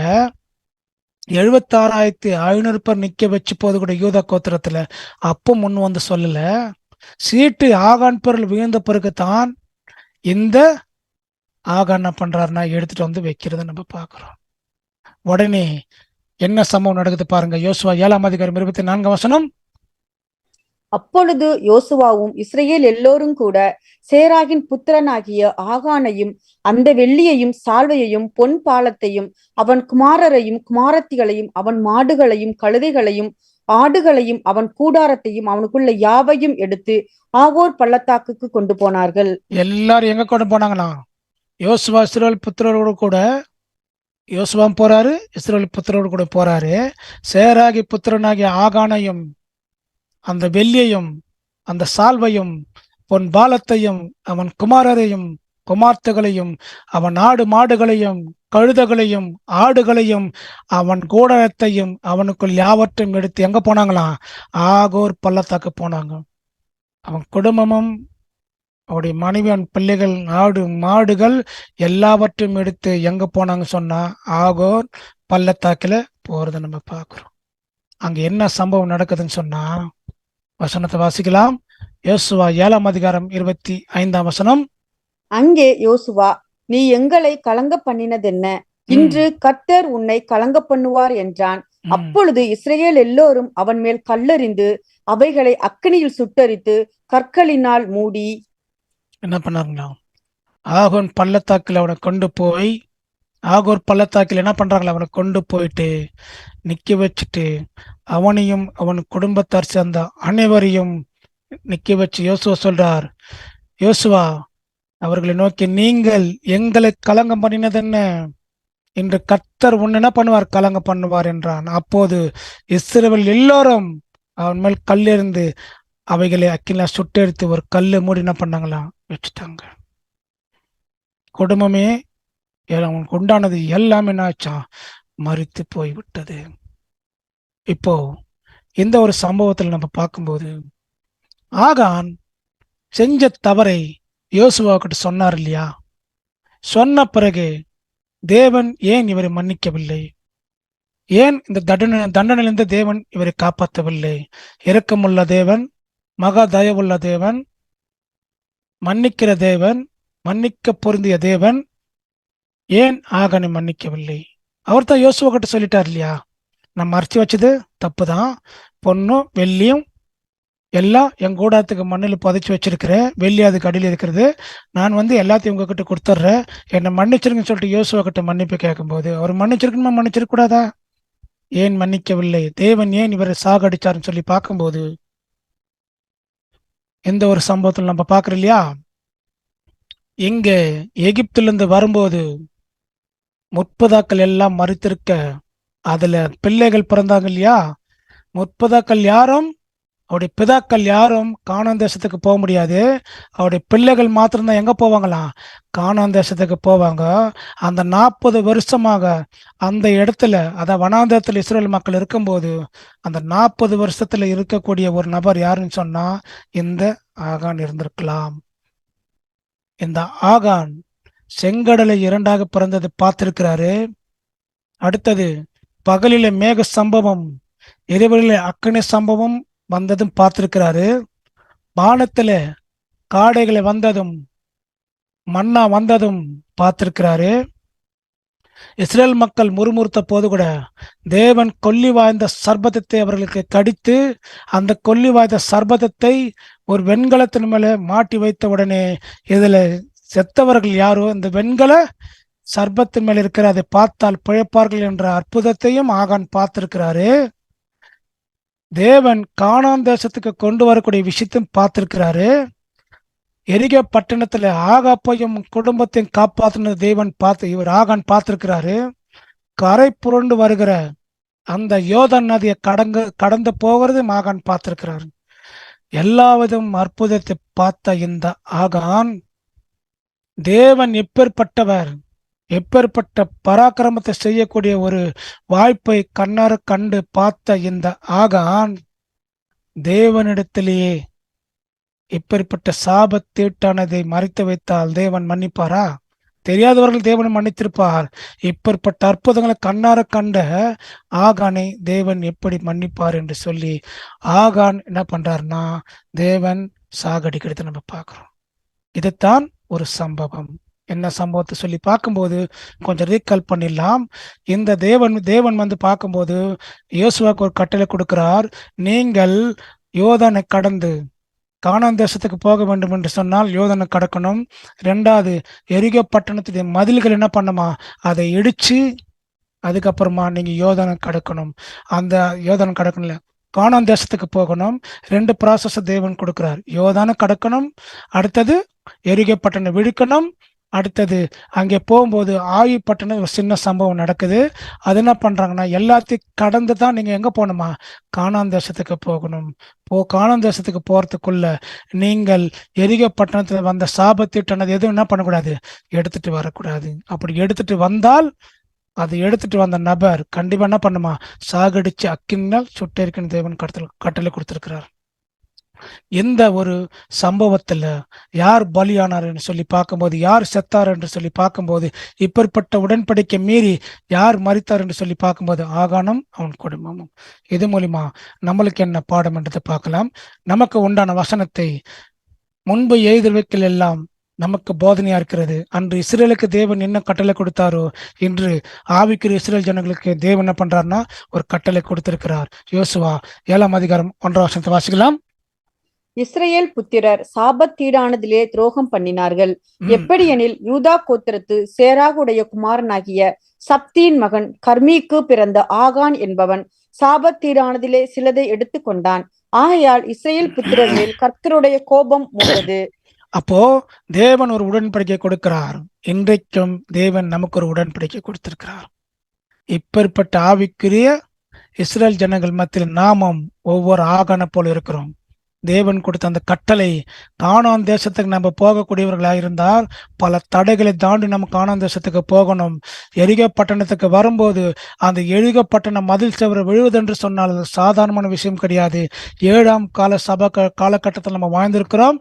இந்த 7வது சபை காலகட்டத்தில் நம்ம வாழ்ந்து கொண்டிருக்கும் போது எக்கால சத்தம் ஊத வேண்டும். எப்படி ஊத வேண்டும் என்று சொன்னால், அடி வயிற்றிலிருந்து அத்தனை பேர் அந்த சத்தத்தை மகா சத்தமாய் போடும்போது கூட அந்த எரிக்கப்பட்டணம் விழுந்ததை நம்ம பார்க்கிறோம். அப்போ இன்றைக்கு நாம் 7வது நாட்களிலும் கூட 7வது சபை காலகட்டத்தில் கூட நம்ம வாழ்ந்து கொண்டிருக்கிறோம். இப்பேற்பட்ட காலகட்டத்தில் தேவன் நமக்கு எச்சரிப்பை கொடுக்கிறார். இந்த பாபிலோன் சால்வையும் சாப தீட்டானது பொருட்களையும் நீ எடுத்து வராதபடிக்கு இது என்ன பண்ணுமா, பாபிலோன்லயே அங்கே அழிச்சிடணும், எரிக்கப்பட்டணத்திலே அழிச்சிடணும். அதுக்கப்புறம் நீங்க என்ன பண்ணலாம், கானான் தேசத்துக்கு போகலாம். இந்த ஆகான் எந்த வம்சத்தை சேர்ந்தவர் என்று சொன்னால் யூதா வம்சத்தை சேர்ந்தவர். வசனத்தை வாசிக்கும் போது கூட அவருடைய பேர் பட்டியலை கொடுத்திருக்கிறார் இல்லையா, அதுக்கு என்ன பேர் என்ற அர்த்தத்தை நம்ம பார்க்கலாம். யூதா என்றால் துதி என்று அர்த்தம். ஆகான் எந்த கோத்திரம்? யூதா கோத்திரம். யூதா என்றால் என்ன அர்த்தம்? யாராவது சொல்லுங்க பார்க்கலாம். யூதா என்றால் தேவனை துதி. எந்த சப்ஜெக்ட்ல கேட்டிருக்கிறோம்? பேசிக்கலி எந்த சப்ஜெக்ட்ல கேட்டிருப்போம்?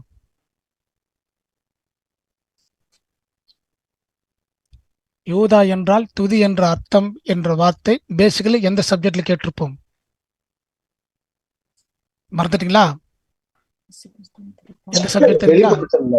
என்ன பிரதர்? வெளிப்படுத்தல் இல்ல பிரதர், பேசிக்கல ஒரு சப்ஜெக்ட் வந்திருக்கும். அதுல 12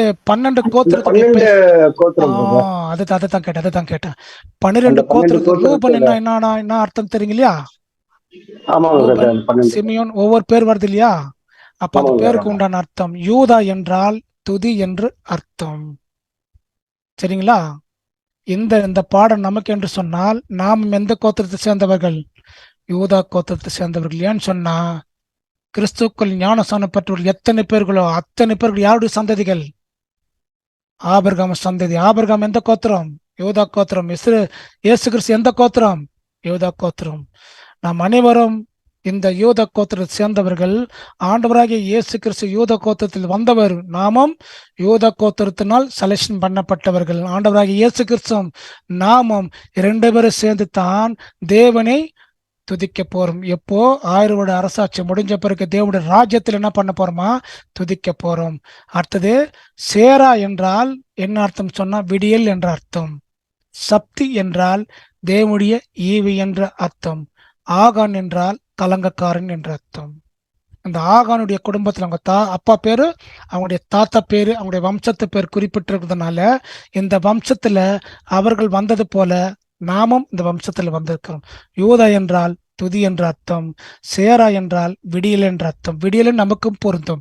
ஏன்னு சொன்னா 1,44,000 பேர் கூட தேவன் என்ன பண்ணியிருக்கிறார்னா விடியல் என்று சொல்லியிருக்கிறார்.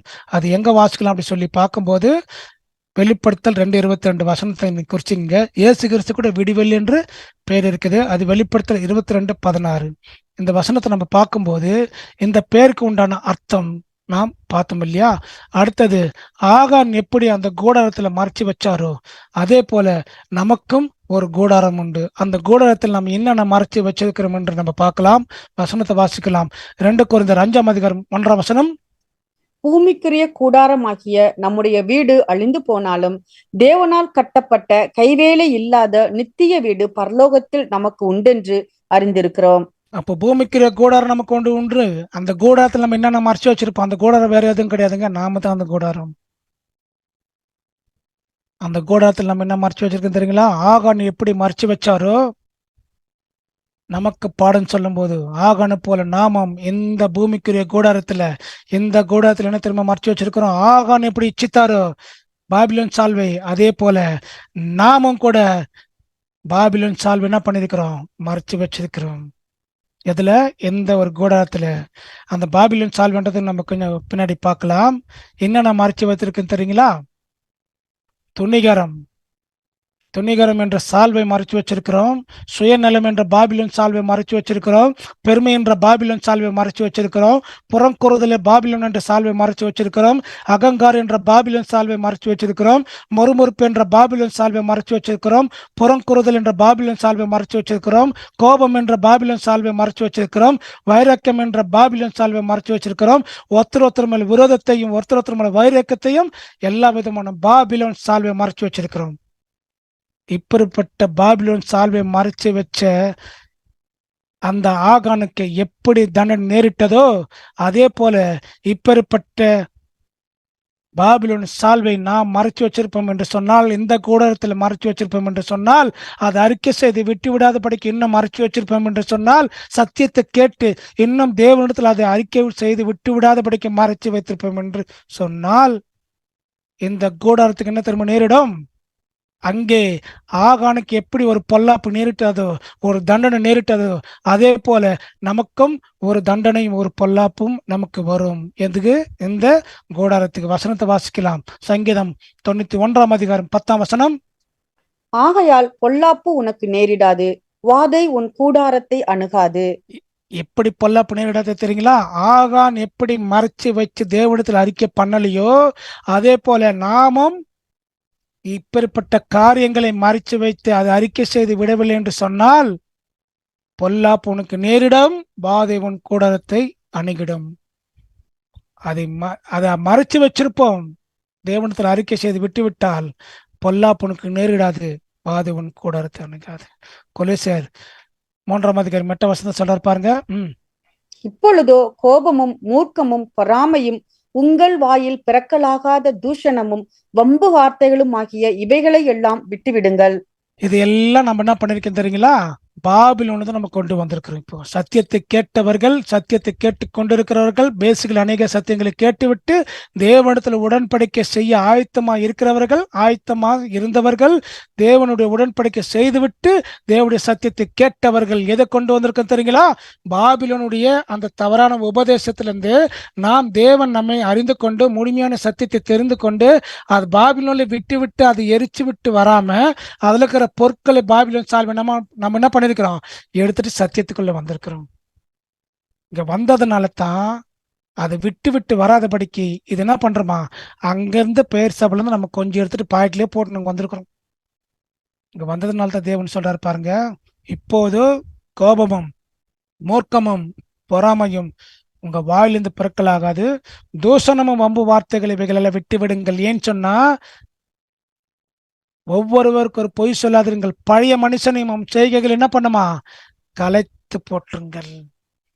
கிறிஸ்துவுக்குள் இருந்தால் ஒருவன் புது சிருஷ்டியா இருக்கிறான், பழையெல்லாம் ஒழிந்து போன. கிறிஸ்துவுக்குள் ஞானசானம் பெற்றவர் எத்தனை பேர்களோ அத்தனை பேர் கிறிஸ்துவ தரித்து கொண்டிருக்கிறார் என்று சொன்னால், புதிய மனுஷன் ஆண்டவராகிய இயேசு கிறிஸ்து, பழைய மனிதன் ஆதாமின் பாவ சுபாவங்கள். இப்படிப்பட்ட பழைய மனுஷனை கலைத்து போட்டு புதிய மனுஷன் ஆண்டவராகிய இயேசு கிறிஸ்துவை, உள்ளான மனுஷன் கிறிஸ்துவுக்குள் நாளுக்கள்னா பண்ணுமா, வல்லமையா பலப்பட்டு வளர்வதற்காகத்தான் தேவன் இப்படிப்பட்ட சத்தியத்தை நம்ம கொடுத்து அங்கே பாபிலோனிலிருந்து வரும்போது எல்லாவற்றையும் என்ன பண்ணுமா, அங்கே சுட்டெரித்து விட்டு வரணுங்க. சுட்டெரிக்காம அதுல இருக்கிற பொருட்களை நம்ம எடுத்துட்டு வந்தோம்னு சொன்னா, வைராக்கியம், கோபங்கள், பிரச்சனைகள், சண்டைகள், விரோதங்கள் எல்லாவற்றையும் நம்ம இங்கே எடுத்துட்டோம். ஞானஸ்தானம் எடுத்து போது கூட இந்த பழைய மனுஷன் கலைத்து போறது மாத்திரமல்லாமல் அதை எடுத்துக்கொண்டு புது சிருஷ்டியா வாழ்ந்து, பழைய சிருஷ்டியோடு கொஞ்சம், பழைய மனிதனோட கொஞ்சம், புது சிருஷ்டி கொஞ்சம், பழைய மனிதனோட கொஞ்சம், புது சிருஷ்டி கொஞ்சம். இப்படி இருந்தால் தேவனுடைய சாபம் யார் மீது வரும்? ஆகானுக்கு வந்தது போல நமக்கு வரும். ஏன் தெரியுங்களா? வசனத்தை வாசித்து பாருங்க. நாம் எவ்வளோ சத்தியத்தை கேட்டா கூட பவுல் சொல்லுவார் பாருங்க, 2 தீமோத்தேயு 3:7 எப்போதும் கற்றாலும் ஒருபோதும் சத்தியத்தை அறிந்து உணர்ந்தவர்களாக இருக்கிறோம். எவ்வளவு சத்தியத்தை கேட்டா கூட சரிங்க. பாபிலோனை விட்டு வர சொன்ன தேவன் பாபிலோன் அந்த சடங்காசாரத்தையும் அந்த தவறான உபதேசத்தையும் தவறான காரியங்களும் தேவன் விட்டு வர சொன்னா, அந்த பாபிலோன்ல இருக்கிற சால்வைகளை நம்ம எடுத்துட்டு வந்து புதுமையான சத்தியத்தை கேட்டு ஞானசனம் எடுத்துட்டு நாம் எப்படி வாயிரும் தெரியுங்களா? அதே போலதான் வாயிரும். எவ்வளவு சத்தியத்தை கேட்டா கூட சரிங்க, எவ்வளவு சத்தியத்தை அறிந்தா கூட சரி, நம்ம இடத்துல என்ன இல்லைங்களா? உணர்வே இல்லைன்றாரு. எப்போது கற்றாலும் ஒருபோதும் சத்தியத்தை அறிந்த போது கூட உணர்வே இல்லை. அதைதான் சொல்றாரு பாருங்க, 2 தீமோத்தேயு 3:5 சொல்றாரு பாருங்க, தேவ பக்தியின் வேஷத்தை தரித்து இருக்கிறோம். நாமெல்லாம் சும்மா நாடகம் டிராமா பண்ணிட்டு இருக்கோம். ஏதோ சத்தியம் கிடைச்சிச்சு, தேவன் மிகப்பெரிய சத்தியத்தை கொடுத்திருக்கிறான்னு சொல்லிட்டு சந்தோஷத்தோட தான் நம்ம போயிருக்கிறோமே தவிர, உள்ளான மனுஷன் கிறிஸ்துவுக்குள் நாளுக்கு நாள் வல்லமையை பலப்படுன்னு சொன்னா, பாபிலோன் விட்டு வந்த அந்த சால்வையும் அந்த தவறான கோட்பாடுகளையும் நம்ம என்ன பண்ணுமா அங்கே விட்டுட்டு புது மனிதனை தரித்துக்கொள்ள ஆண்டவராகி இயேசு கிறிஸ்து உபதேசத்துல நிலைத்திருக்க தேவன் சொல்றார். ஒத்த வேஷம் தரிக்க கூடாது. தேவ பக்தியின் வேஷத்தை தரித்திருந்து இந்த டபுள் கேம் மட்டும் ஆடக்கூடாது. இங்க கொஞ்சமும் அங்கே கொஞ்சம் இருக்கக்கூடாது. தேவ பக்தி இருக்குது, ஆனா வேஷத்தை தரித்து கொண்டிருக்கிறோம். இப்பேற்பட்ட வேஷத்தை தரித்து கொண்டிருக்கிறவர்கள் ஆகான போலதான் நமக்கு என்ன வருமா? தண்டனை வரும். தேவ பக்தியின் வேஷத்தை தரித்து அதன் பலனை மறுதளிக்கிறவர்களாக இருப்பார்கள். இப்படிப்பட்டவர்கள் என்ன பண்றேன் விட்டு விலகி. ஏன்னு சொன்னா 2 தீமோத்தேயு 3:6 சொல்றார், பாவங்களால் நிறைந்த பற்பல இச்சைகளால் இருப்புண்டு போனார்கள். எப்படி ஆகான் அப்பேற்பட்ட அந்த பாபிலோன் சால்வையும் அந்த பொண்ணு இச்சித்தாரோ, அதே போல நாம என்ன பண்ணிருக்கோம் தெரியுங்களா? பல விதமான காரியங்களை இச்சித்திருக்கோம். இச்சை ஏதேன் தோட்டத்துல ஏவாள் மூலியமா வந்ததுனால தாங்க ஒட்டுமொத்த உலகத்துக்கும் பாவம், பாவத்தினால சாபம், சாபத்தினால மரணம் வந்துச்சு. அதே போல இங்கே ஆகான் எப்படி அந்த பொருட்களை இச்சித்தாரோ, அவர் மூலியமா மரணம் அடைந்தார். அவர் மூலியமா மாத்திரமல்லாமல் அவருடைய மனைவி, அவருடைய பிள்ளைகளை, குடும்பமும் வரைச்சு போச்சுங்க. எதனால? இச்சித்ததுனால. சரி, ஆகான் செஞ்ச தவறுக்கு ஆகானத்தனை தேவன் தண்டிக்கணும். அவருடைய குடும்பத்தை தேவன் சாகடித்தார். ஆகான் செய்த தவறுக்கு ஆகான மாத்திரத்தான சாகடிக்கணும். தேவன் அவருடைய மனைவியும் அவருடைய பிள்ளைகளையும் அவருடைய ஆடு மாடுகளையும் ஏன் சாகடிச்சு எரிக்க சொன்னார்? ஏன் தெரியுங்களா? ஆகான் தவறு செஞ்ச போது அந்த கூடாரத்துல நோண்டி அந்த பொருட்களை வைக்கும் போது, பொன்னும் வெள்ளி பாபிலோன் சால்வை மறைச்சு வச்ச போது அந்த குடும்பம் பார்த்திருக்கும்.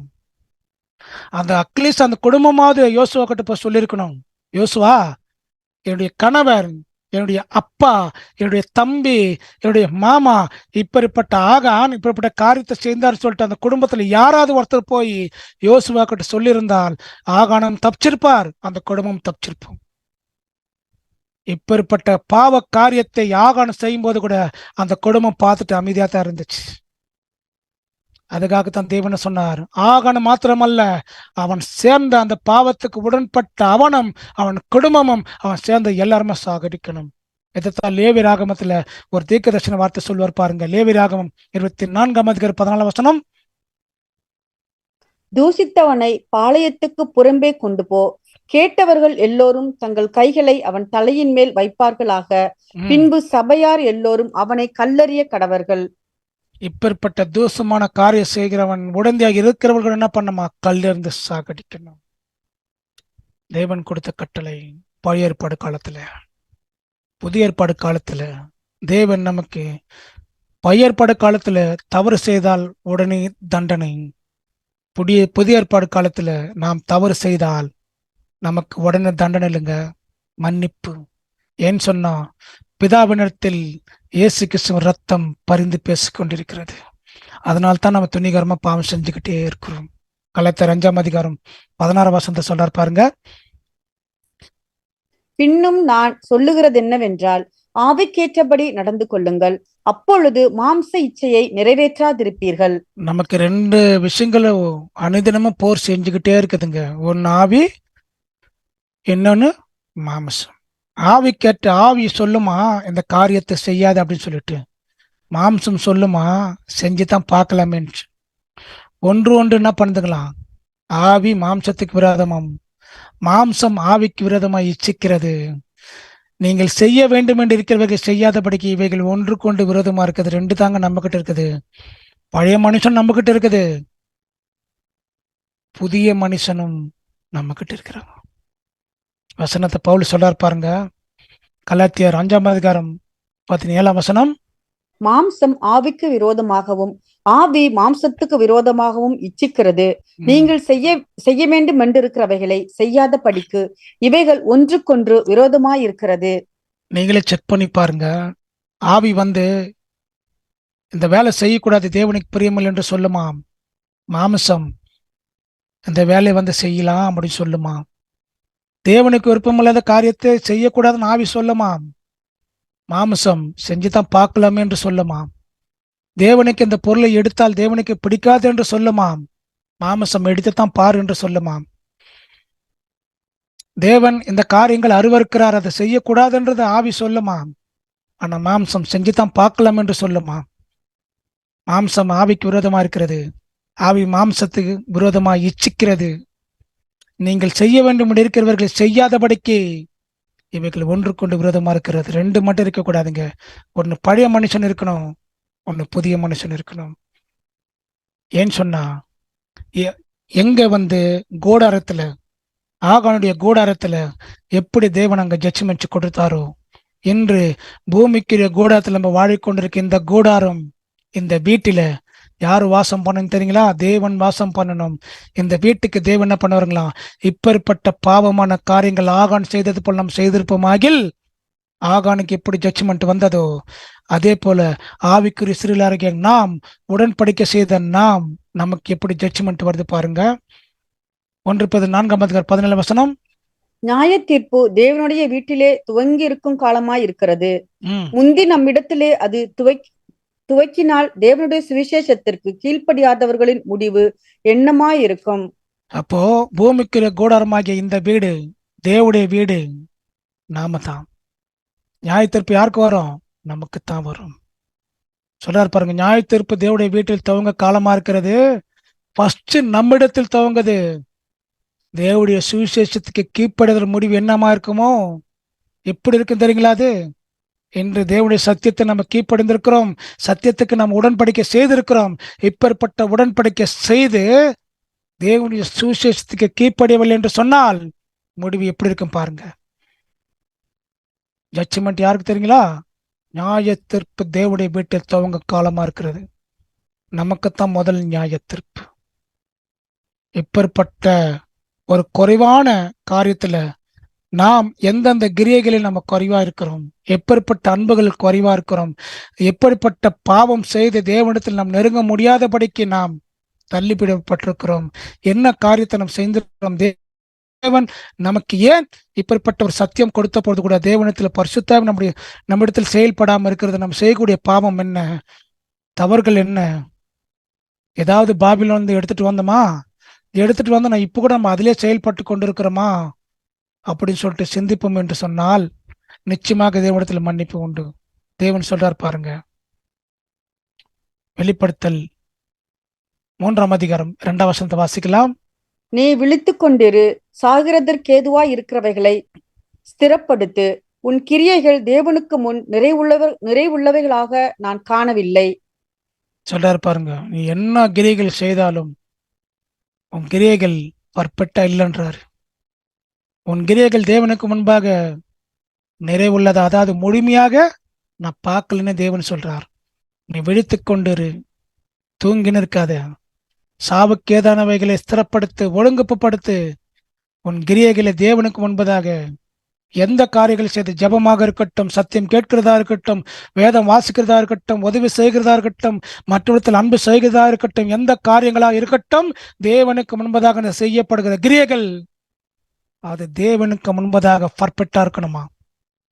தேவன் சொல்றார், உன்னுடைய கிரியைகள் தேவனுக்கு முன்பதாக நிறைவாக இல்லை.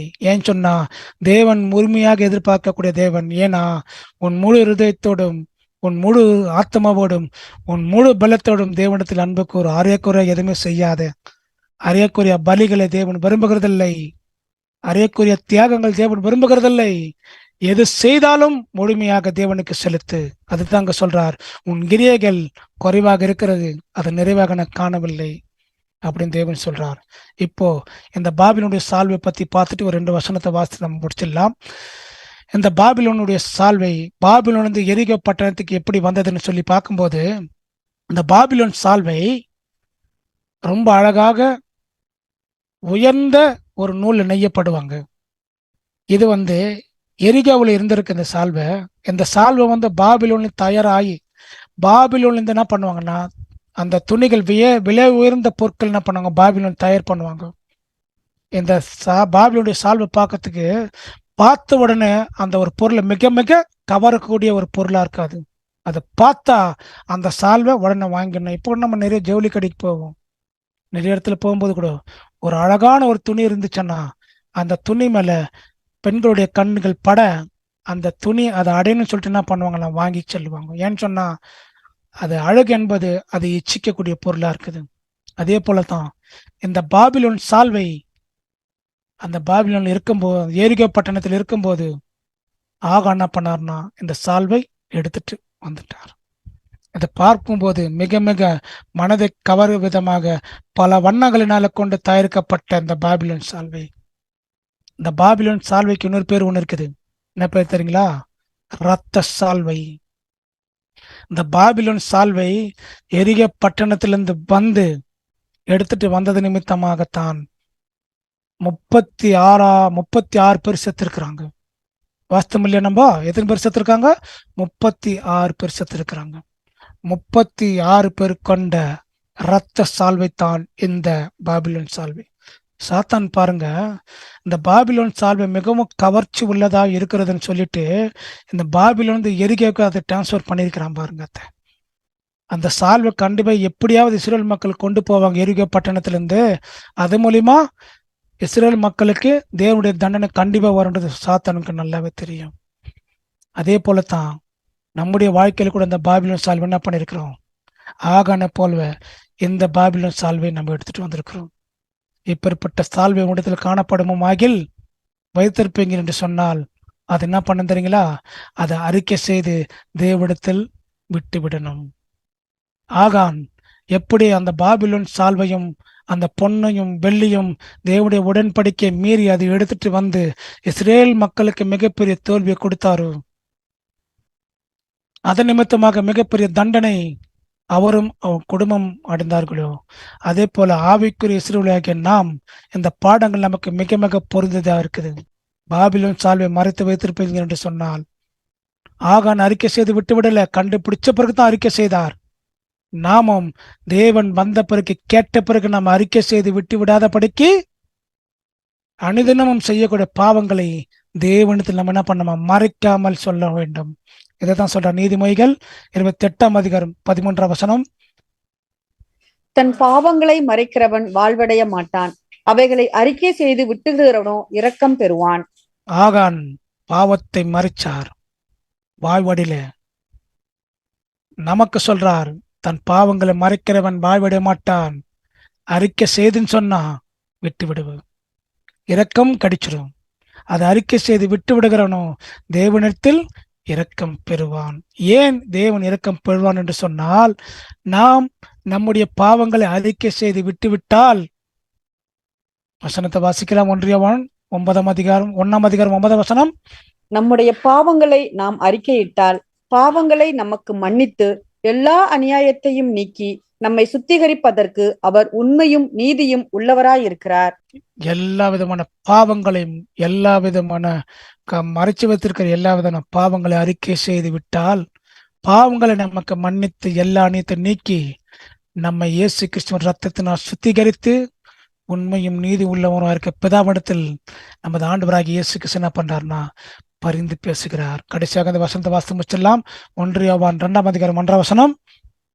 என் பிள்ளைகளே, நீங்கள் பாவம் செய்யாத படிக்கு இவைகளை உங்களுக்கு எழுதுகிறேன். ஒருவன் பாவம் செய்வானானால் நீதிபரராய் இருக்கிற இயேசு கிறிஸ்து நமக்காக பிதாவினிடத்தில் பரிந்து பேசுகிறவராய் இருக்கிறார். யார் பரிந்து பேசுகிறது? நம்முடைய பாவங்களுக்காக. ஒருவன் பாவம் செய்வானானால் நீதிபரராய் இருக்கிற நமது ஆண்டவராகிய இயேசு கிறிஸ்து அவருடைய ரத்தம் பிதாவினிடத்தில் நமக்காக பரிந்து பேசுகிறது. நாம என்ன பண்றது தெரியுங்களா? இயேசு கிறிஸ்து பரிந்து பேசுகிறார், நமக்கு மன்னிப்பு வாங்கி கொடுக்கிறான்னு சொல்லிட்டு நாம துணிகரமா பாவம் செய்கிறோம். என்ன பாவம் செய்யறேன்றது நமக்கு தான் தெரியும். இப்பேற்பட்ட பாவத்தில் நாம் தொடர்ந்து ஈடுபட்டிருப்போம் என்று சொன்னால் ஒவ்வொரு நாளும் நம்ம பாவத்தின் வழியா தான் நம்ம கடந்து வந்திருக்கிறோம். அதை மாத்திரம் சத்தியத்தை கேட்கிறோம், அதன் மாத்திரம் வேதத்தை தியானிக்கிறோம். ஆனால் இந்த பூமியில வாழக்கூடிய நாட்கள்ல பாவம் நம்ம நெருங்கி கொண்டிருக்கிறது. ஏன்னு சொன்னா, சாத்தான் யாரு டார்கெட் பண்ண வந்தீங்களா? யாரெல்லாம் 1,44,000 பேர் ஆயத்தமா இருக்கிறார்களோ அவர்களுக்கு கொடுக்க வேண்டிய முக்கியமான சால்வு என்ன தெரியுங்களா? இச்சை. எப்படி ஏவாள் இச்சித்தது போல ஒட்டுமொத்த உலகம் பாவத்தின் மூலியமாக சாபம், சாபத்தின் மூலியமாக மரணம் வந்ததோ, அதே போல ஆகான் இந்த பாபிலோன் சால்வை இச்சித்து அங்க கொண்டு வந்தது நிமித்தமாக 36 பேர் மரிக்கப்பட்டார்கள். எது நிமித்தமாக? அது இச்சை நிமித்தமாக. இன்றைக்கும் நாமும் கூட இந்த உலகத்துல எல்லா விதமான காரியங்களை இச்சித்து கொண்டிருக்கிறோம். இப்படிப்பட்ட இச்சை நமக்குள் இருப்போம் என்று சொன்னால் அதை அப்புறப்படுத்தி, தேவனே நான் இப்படிப்பட்ட காரியங்களை செய்திருக்கிறேன், இப்படிப்பட்ட பாவங்களை செஞ்சிருக்கிறேன், இப்படிப்பட்ட இச்சை காரியங்களை செஞ்சிருக்கிறேன், ஆகான போல இல்லாதபடிக்கு எல்லாத்தையும் அறிக்கை செய்து விட்டுவிடும்படியாக இந்த நாள் இப்படிப்பட்ட ஒரு பாடத்தை எங்களுக்கு சத்தியத்தின் மூலமாக எங்களுக்கு கொடுத்ததற்காக உமக்கு நன்றி சொல்லிட்டு, இந்த நாள் முதற்கொண்டு இப்படிப்பட்ட பாவங்களை விடுவோம் என்று சொன்னால் நீதிபதியா இருக்கிற கிறிஸ்து இயேசு நமக்காக என்ன பண்ணுவாரா? பரிந்து பேசுகிறவராய் இருக்கிறார். பாவம் செய்தால் விட்டுவிட வேண்டும். விட்டுவிட்டு அந்த பாவத்தை பின் தொடரக்கூடாது. அப்படிப்பட்ட காரியங்கள் நாம் செய்வோமாகில் தேவனிடத்தில் மன்னிப்பு பெற்று ஆகான போல இல்லாதபடிக்கு, ஆகான மாத்திரம் சாகலுங்க, அவரோட குடும்பம் செத்துருக்காங்க. நாம் செஞ்ச பாவங்கள் நமக்கு உடனே யாரெல்லாம் இருக்கிறார்களோ அவர்களுக்கும் தண்டனை உண்டு. அதனால் நம்ம ஜாக்கிரதை வாழக்கூடியதற்காகத்தான் இந்த கடைசி காலத்துல பாதங்களுக்கு தேவன் எச்சரிப்பில் சத்தம் கொடுத்திருக்கிறார். இப்படிப்பட்ட காரியத்தில் நாம் யாராவது இருந்திருப்போமாகில் இந்த பாடத்தை பெற்றுக்கொண்டு இப்படிப்பட்ட காரியங்களை பாபிலோன் சால்வை மறைத்து வைத்திருப்போம் என்று சொன்னால், அநேக விதமான பாவங்களை மறைத்து வைத்திருப்போம் என்று சொன்னால், தேவனிடத்தில் அறிக்கை செய்து விட்டுவிடு. அவரிடத்திலிருந்து கிருபை பெற்று நாம் தேவனுக்கென்று உண்மையோடு உத்தமத்தோடு வாழ தேவன் தாமே இந்த சத்தியத்தின் வழியாக நம்ம சுத்தப்படுத்தி பலப்படுத்தி பாதுகாப்பாராக. பொறுமையோடு கேட்டவங்களை யாவரையும் தேவன் தாமே ஆசீர்வதிப்பாராக. ஆமென். இப்பேற்பட்ட பாடத்தை கொடுத்த நம் பிதாவாகிய தேவனுக்கு நம் நன்றிகளை எடுத்துக் கொள்ளலாம். நாம் கூட நம்ம வாழ்க்கையில் இருக்கிற அந்த பழைய பாபிலோன் ஷால்வையை களைத்து போட்டு கிறிஸ்துன்ற புதிதாய் இருக்கிற நமக்கு கொடுக்கப்பட்ட வஸ்திரத்தை நாம் தரித்து கொண்டு தேவனத்தில் முன்னோக்கி செல்ல அவர் தாமே நம் அனைவரையும் ஆசீர்வதிப்பாராக. இந்த நாளுக்குரிய கடைசி ஜெபம் மத்தியில் இருக்கும் சகோதரர் நவீன் அவர்கள் ஜெபிக்கும்படி கேட்டுக்கொள்கிறோம்.